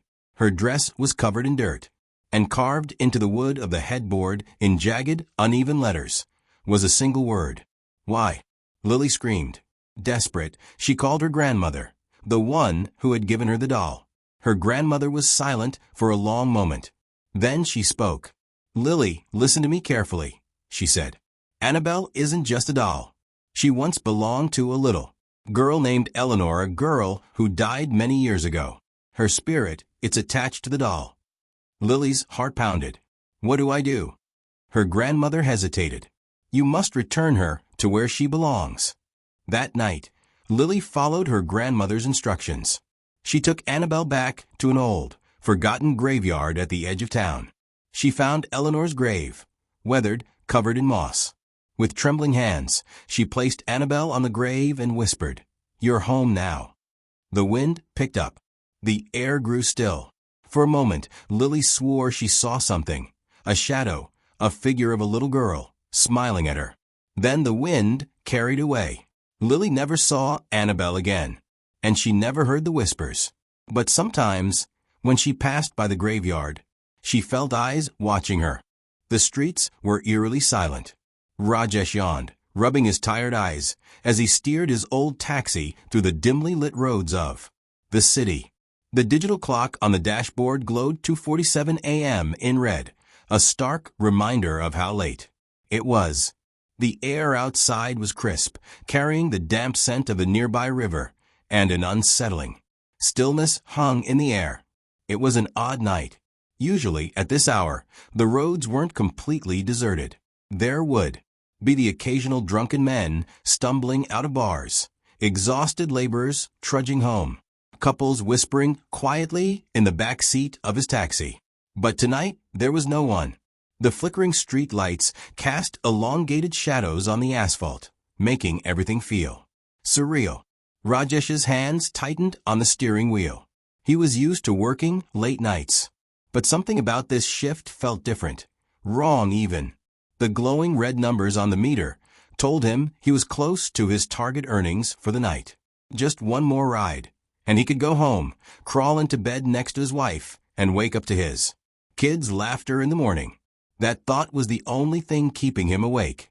The taxi rattled slightly as he approached an old intersection. The road stretched into the distance, empty and silent, swallowed by the thick fog rolling in from the riverbanks. The mist moved in an unnatural way, swirling slowly, almost deliberately, like unseen hands trying to take shape. Then, out of nowhere, a lone figure emerged from the fog. Rajesh's heart lurched as his foot instinctively hit the brakes. The tires screeched slightly on the damp road. The man stood perfectly still under the flickering yellow glow of a street lamp. He was dressed in an old-fashioned white kurta and loose pajama pants, the kind Rajesh had seen his grandfather wear in old photographs. His clothes were spotless, but there was something strangely dated about them. His face was obscured by shadows. But from what Rajesh could see, his features were sharp, his posture unnaturally stiff, like he didn't quite belong in this world. Rajesh hesitated. He had picked up all sorts of passengers before, some weird, some unsettling, but none had ever made his stomach twist in this way. There was something off about this man. He should drive away. He wanted to drive away, but he needed the fare. Rajesh took a deep breath, forcing a casual tone as he rolled down the window slightly. "Need a ride, Saab?" The man turned his head toward Rajesh in a slow, deliberate motion. His eyes, dark, sunken, empty, locked onto Rajesh's. A long silence. Then, in a soft voice, almost a whisper, he spoke. "Take me to the cemetery." Rajesh's fingers instinctively gripped the steering wheel tighter. The cemetery? At this hour? He forced a nervous chuckle, hoping to mask the growing unease in his chest. The cemetery? What are you doing there so late, Saab? The man didn't answer. He reached for the back door and slipped inside. The air in the taxi changed instantly. A sudden, inexplicable coldness settled in the car, unnatural for a summer night. Rajesh shivered despite himself. He glanced at the rearview mirror. The passenger sat stiffly in the middle of the back seat, his hands resting neatly on his lap. His posture was too straight, too rigid, like someone trying too hard to appear normal. Rajesh swallowed, trying to ignore the way his skin prickled. Maybe he's just a strange guy. Maybe he was visiting a loved one's grave. That happened sometimes, didn't it? Still, something felt wrong. He cleared his throat, forcing himself to sound casual. "Saab, do you live near the cemetery?" Silence. Rajesh checked the mirror again. The man was still staring straight ahead, unmoving, unblinking. A cold sweat formed on the back of Rajesh's neck. He turned his attention back to the road, forcing himself to focus on driving. The fog thickened around them, swirling like ghostly tendrils, wrapping around the car as if trying to pull it into the night. The further they drove, the darker the roads became. Streetlights were scarce, and those that remained flickered weakly, barely piercing the dense mist. It felt like they were leaving the city behind, entering a different world, one where time moved differently, where shadows watched in silence. Rajesh's heartbeat quickened. His fingers trembled against the steering wheel. He had been driving this route for years. He knew these roads like the back of his hand. But tonight they felt different. Something was not right. The taxi rattled as it turned onto the narrow dirt road leading to the cemetery. The iron gates loomed ahead, tall and rusted, their jagged edges reaching toward the night sky, like skeletal fingers. Beyond them, the graveyard stretched into the darkness, a sea of crumbling headstones and forgotten memories. Rajesh's stomach twisted into knots. He hated this place.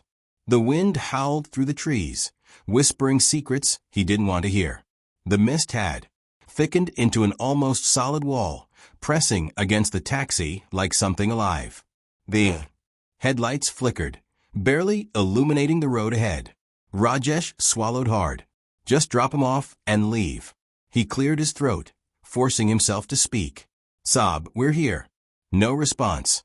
Rajesh's fingers tightened around the steering wheel. A growing sense of dread curled in his gut. He turned around. The back seat was empty. His breath caught in his throat. No. No, no, no. His hands fumbled for the door handle as panic set in. He turned fully, eyes wide, scanning the seat. He had seen the man get in. He had felt his presence. He had driven him all the way here. And now he is gone. Rajesh's heart pounded against his ribs. His mouth went dry. His brain struggled to make sense of it. Had he imagined the whole thing? Then, from the corner of his eye, a movement outside. A shadow drifted past the gates. Rajesh's stomach dropped. His hands trembled as he grabbed his phone, switching on the flashlight. The pale beam cut through the fog, landing on the nearest gravestone. It was cracked, worn with time, but the name on it. Rajesh's body went cold. The name on the grave was the same name the passenger had given him. His breath hitched. His pulse thundered in his ears.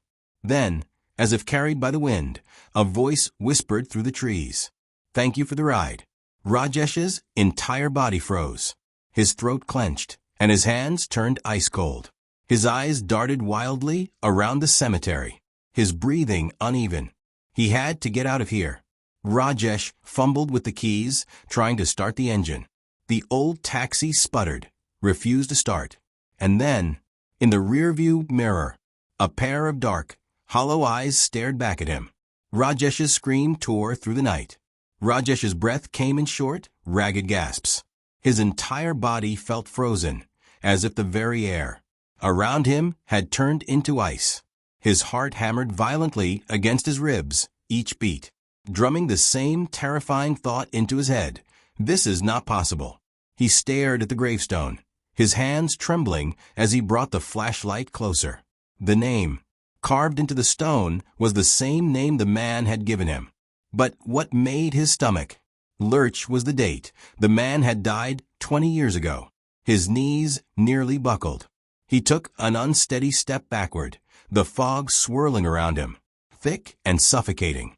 The night air was eerily silent, yet a strange presence lingered, pressing against his skin like unseen eyes watching from every direction.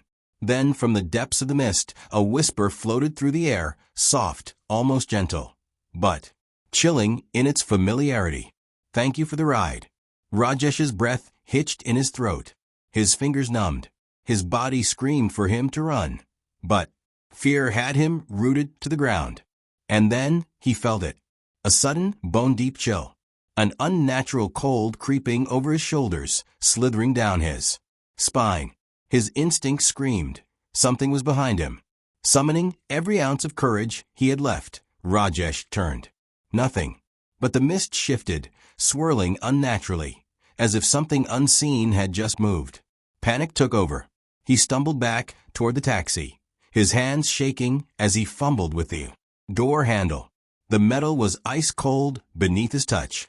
He yanked the door open and threw himself inside, slamming it shut behind him. His chest heaved as he jammed the key into the ignition, his hands trembling so badly he could barely turn it. The old taxi sputtered, groaning in protest. "Come on. Come on." The engine coughed, refused, then finally roared to life. Rajesh gripped the wheel, slamming his foot on the accelerator. The tires screeched against the gravel, kicking up dust as he sped away from the cemetery. His breath was erratic, his heart still hammering, but relief started to trickle in. He was safe. He was getting out of here. But then, the road stretched endlessly ahead of him. He knew this road. He had driven it countless times. Yet, something was wrong. The surroundings seemed unfamiliar, distorted. The fog pressed against the windows like unseen. Hands growing thicker, denser, as if trying to pull him back. And then, a prickle of cold dread crawled up his neck. Something made him glance at the rearview mirror. And that's when he saw it. His breath caught in his throat. A face, sitting in the back seat, exactly where he had been before. Unmoving, expressionless, hollow, dark eyes staring straight at him through the mirror. Rajesh's scream tore through the night. His hands jerked the wheel. The car skidded wildly, tires screeching against the gravel. His vision blurred with panic as he swerved. And then, darkness. A distant voice. Muffled, blurred, familiar. Rajesh's head throbbed, a deep, pounding ache that felt like someone was hammering inside. His skull. His body was heavy, each limb sluggish and weak. He forced his eyes open. The harsh morning light stabbed through his vision, making him wince. The sterile white of a hospital ceiling swam above him. The sharp scent of antiseptic filled his nose. His breath came in slow, shallow gasps. His entire body ached, his muscles stiff, as if he had been frozen in fear for hours. "You're awake." A voice, his younger brother, Arun. Relief was evident in his tone. His wife stood beside him, worry etched into every line on her face. Rajesh blinked, his throat dry and scratchy. He tried to sit up, but his body protested, every muscle screaming in pain. What happened? His voice was hoarse, barely above a whisper. Arun exhaled shakily. "You were found unconscious on the cemetery road. Your taxi crashed into a tree." The cemetery. Rajesh's breath hitched. The memories rushed back like a flood. The strange passenger. The fog. The gravestone. The face in the mirror. His fingers curled into the bedsheet, his knuckles turning white. He forced himself to ask the question that had been clawing at his mind. "Did anyone find a man in my taxi?" Arun frowned, his expression turning confused. There was no one in the taxi. Just you." Rajesh felt the blood drain from his face. His stomach lurched. No, no, that wasn't possible. He had seen him. He had spoken to him. He had felt his presence. His breath grew unsteady, his chest tightening. His hands shook as he grabbed Arun's arm. Check my rearview mirror. Arun gave him a puzzled look, but nodded. Okay, I'll ask someone to check. Minutes passed in tense silence. The room felt colder, suffocating. A strange heaviness settled in Rajesh's chest. Then the nurse entered, holding something in her hands. A shattered piece of glass. The rearview mirror. Rajesh's breath caught. Something was carved into the surface. Deep, jagged. See you again. A chill ran down his spine.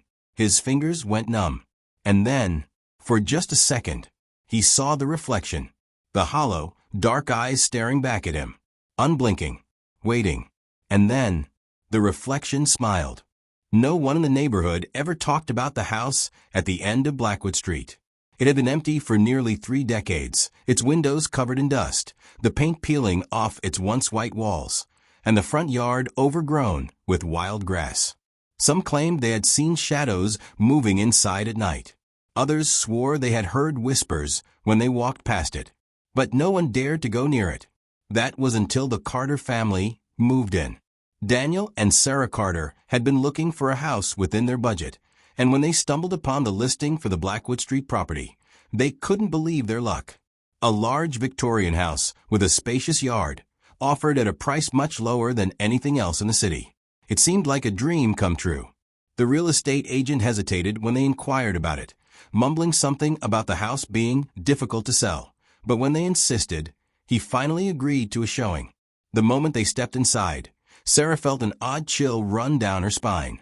The air was heavy, carrying a strange dampness that shouldn't have been there in a house that had been locked up for years. Dust floated in the dim light seeping through the old curtains, and the wooden floor creaked under their footsteps. But none of that mattered to Daniel. He was too focused on the potential. A little cleaning, a fresh coat of paint, and this place will be perfect, he had said, squeezing Sarah's hand.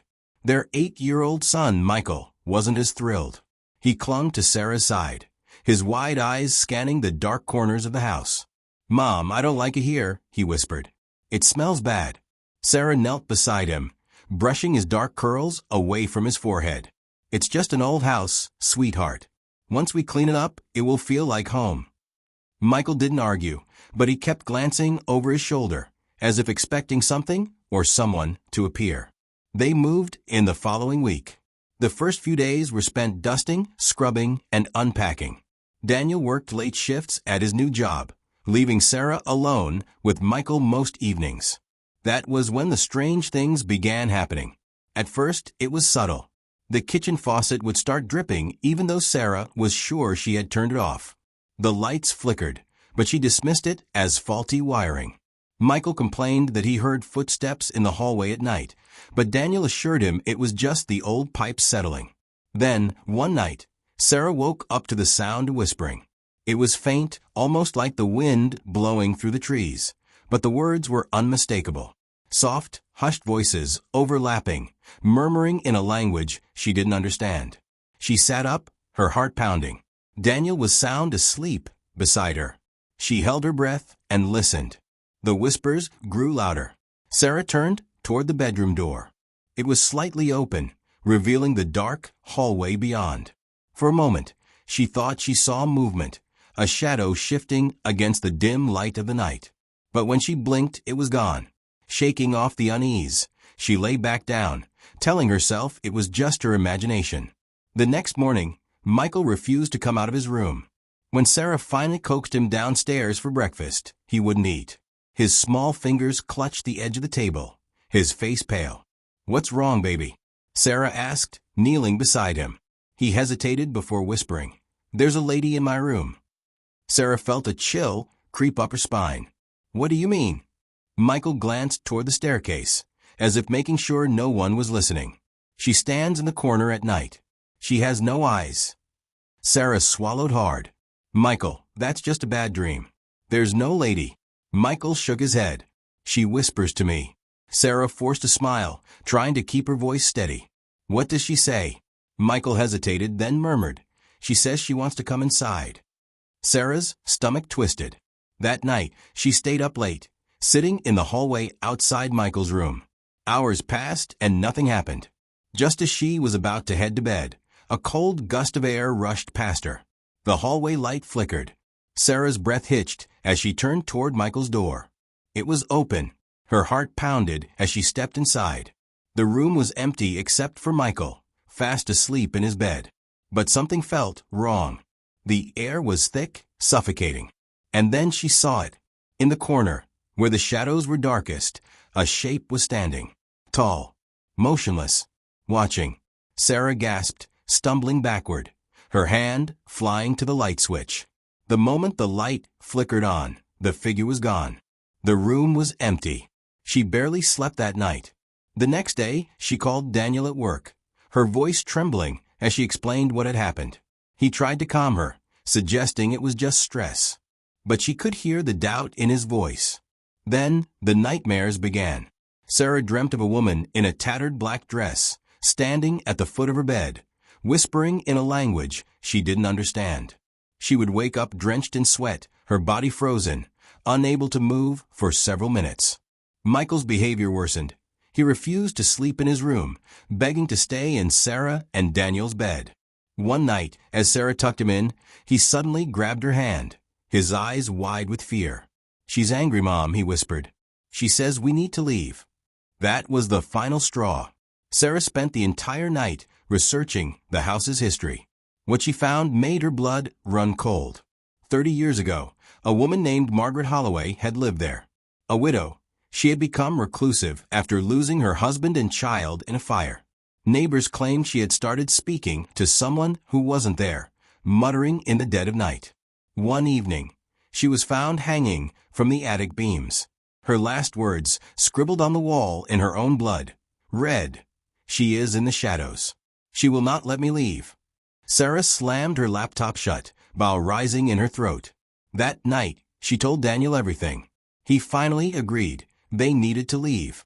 They packed their bags, planning to stay at a hotel until they found a new place. But the house wouldn't let them go so easily. As Sarah gathered their things, a sudden, violent banging echoed through the house. The lights flickered wildly. A cold wind howled through the hallways, though every window was shut. And then Michael screamed. Sarah and Daniel ran to his room. The sight that met them was one they would never forget. Michael stood in the middle of his room, staring at the wall. The words "Don't leave" were scratched into the plaster, deep and jagged, as if carved by invisible claws. And then, the whispering began again, louder this time, more urgent. Sarah grabbed Michael. Daniel yanked open the front door, and they ran. They never went back. A week later, the house was found abandoned again. The words on Michael's wall had vanished. But some nights, when the wind is still, neighbors say they can still hear whispering coming from inside.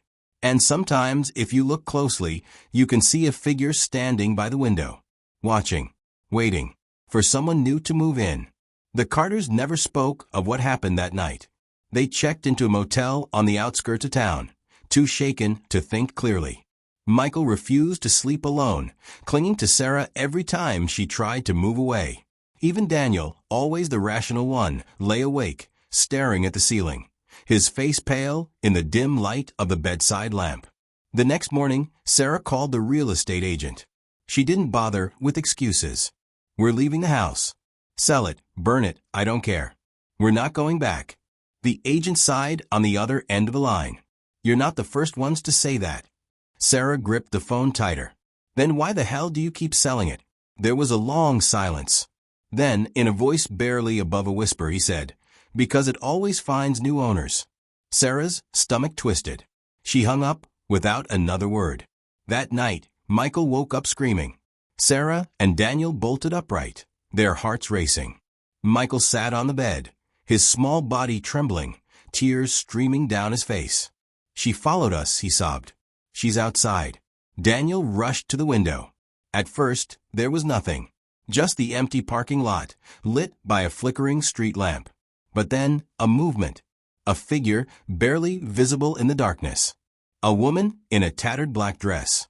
She stood motionless, her face obscured by shadows. Then, slowly, her head tilted upward, as if sensing Daniel's gaze. The light flickered again, and she was gone. Daniel stumbled backward, his breath ragged. "We need to get out of here." They left before sunrise, driving without a destination. They ended up in another state, renting a small apartment under a different name. They never mentioned Blackwood Street again. But the nightmares never stopped. Sarah would wake up gasping for air, the echoes of whispers still ringing in her ears. Michael grew quieter, his once bright eyes now dull and distant. And Daniel changed. He started staying up late, staring at the walls as if listening to something only he could hear. Sometimes, Sarah would wake to find him standing by the window, unmoving, his eyes vacant. One night she finally asked, "What are you looking at?" Daniel didn't answer. Instead, he whispered, "She's waiting." Sarah's blood ran cold. "Who?" Daniel slowly turned to her. "She followed us." Sarah wanted to scream, to shake him, to tell him it was all in his head. But then she saw something that made her heart stop. His shadow. It stretched unnaturally along the wall, far too long for the dim light of the lamp. And beside his shadow, another, thin, still, watching. Sarah grabbed Michael and ran. They left Daniel behind that night. She never saw him again. Years later, when she finally gathered the courage to look him up, she found an article. A man had been found in an abandoned house, sitting in a chair, staring at the wall. Mouth open, eyes hollow, dead. The neighbors claimed they still heard whispers coming from inside. And sometimes, if you looked closely at the window, you could see two figures standing there, waiting for someone new. But Sarah's nightmare wasn't over. 3 nights after reading the article, she woke up to a soft rustling sound in her bedroom. Michael was asleep beside her, his tiny hands curled into fists. Her breath hitched. The rustling grew louder. The closet door creaked open. And, in the darkness, just beyond the threshold, a pair of hollow eyes stared back. The last thing Sarah heard before the world went black was a whisper. "You shouldn't have left him." The end. The rain hammered the windshield as Mark gripped the steering wheel, his fingers tightening with each gust of wind that rocked his car. The empty highway stretched ahead, shrouded in mist and darkness, the white lane markers flashing like ghostly apparitions under his headlights. He had been driving for hours, his eyes burning from fatigue, and the storm showed no sign of letting up. Mark exhaled heavily, glancing at the dashboard clock. 2:47 a.m. The next town was about 30 minutes away. If he kept pushing forward, he could reach a motel before dawn and finally get some rest. His wipers struggled against the downpour, each pass barely clearing the windshield before another sheet of water obscured his vision. His eyelids felt heavier by the second. Just a little longer, he told himself. Just a little. A figure appeared on the roadside. Mark's pulse spiked. A woman stood there, barely visible in the torrential rain. She wore a white dress, now soaked and clinging to her thin frame. Her long, dark hair draped over her face, obscuring most of her features. She wasn't waving for help. She wasn't holding out a thumb. She simply stood there. A chill crept up Mark's spine. Who in their right mind would be out here at this hour, in this storm? He hesitated, but instinctively eased his foot off the gas, slowing the car. He rolled the window down slightly as he pulled up beside her, the cold wind carrying a scent of rain and something faintly sweet, like old perfume. "Need a ride?" he called out over the roar of the rain. For a moment, she didn't move. Then, slowly, she turned her head toward him. Mark's stomach tightened.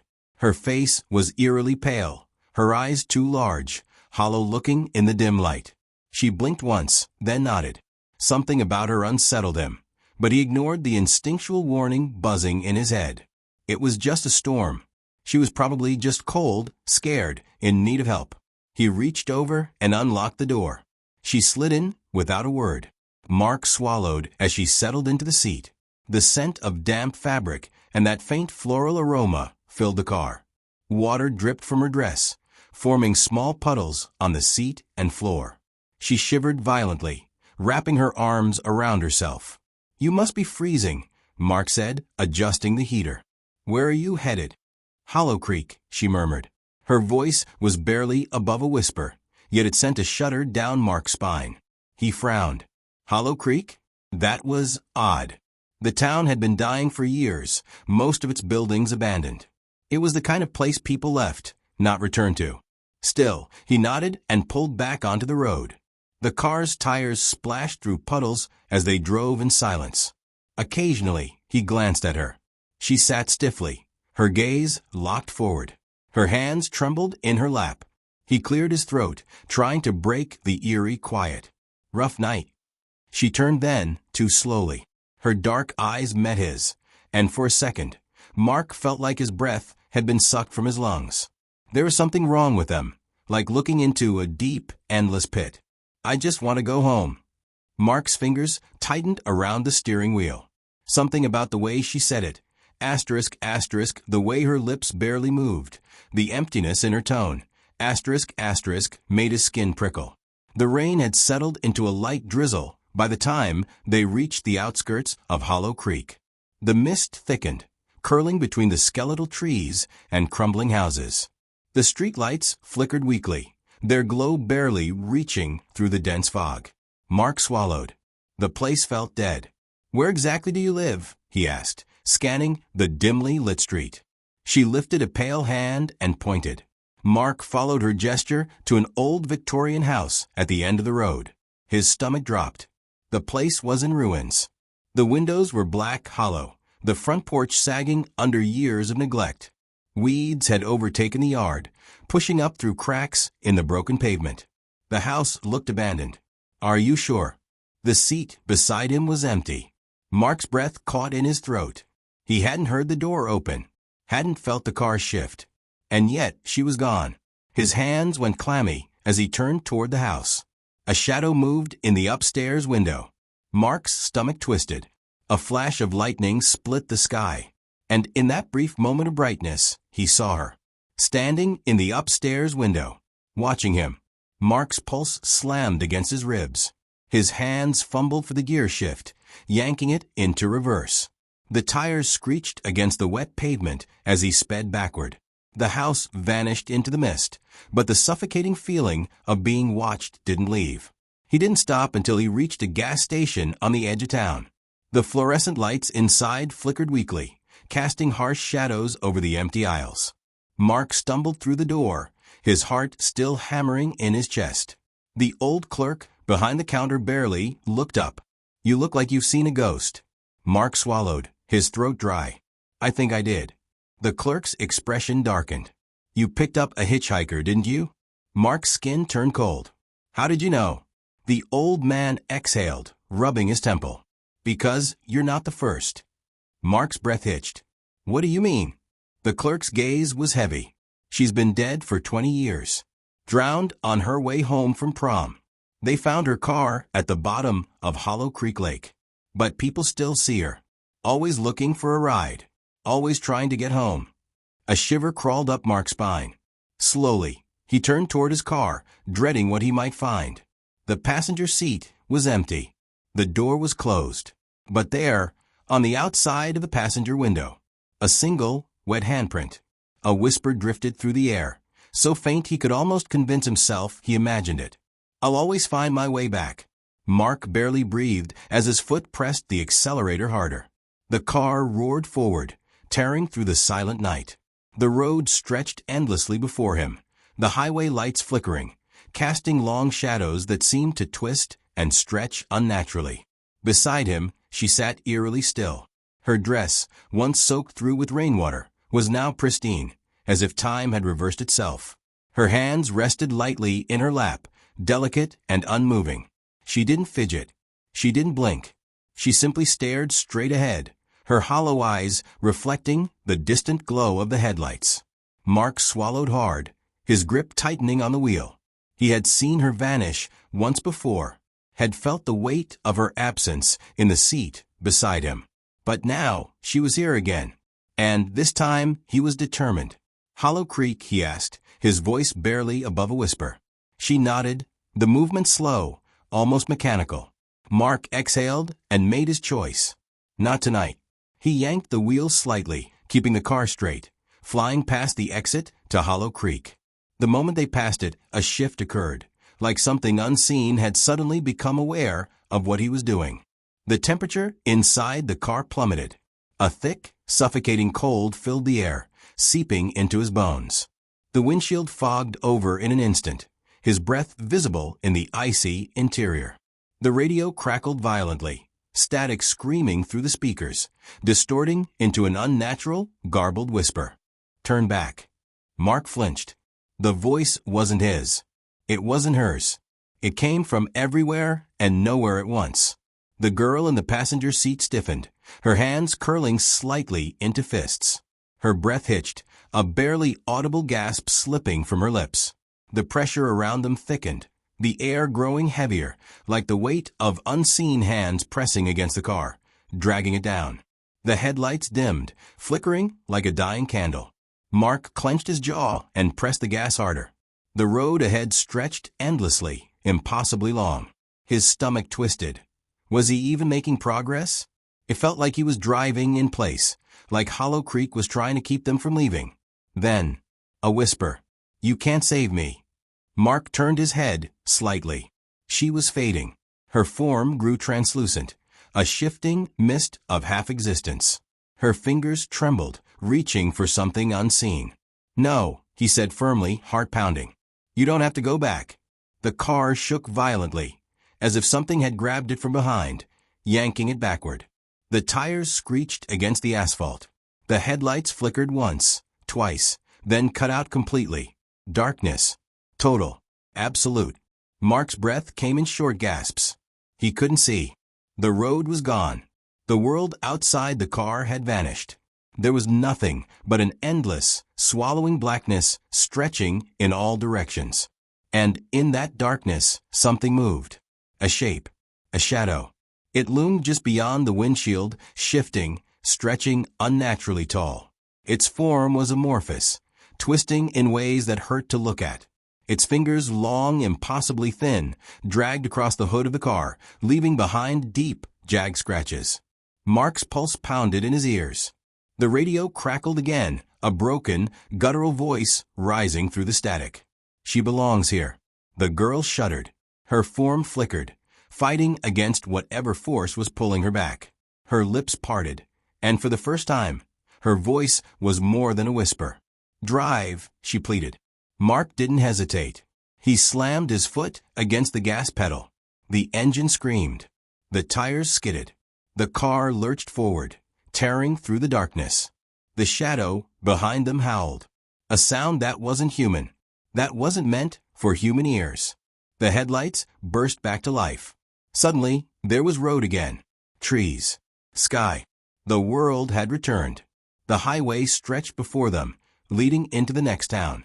The unnatural cold faded, replaced by the soft, humid air of an ordinary summer night. Mark swallowed hard, glancing to his right. The passenger seat was empty. No water. No scent. No trace that anyone had ever been there. But then, something caught his eye in the side mirror. His breath hitched. The handprint. Still on the window. But this time, it was on the outside.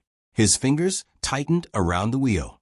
The road stretched ahead, nothing but distant headlights and the occasional flicker of neon from gas stations in the distance.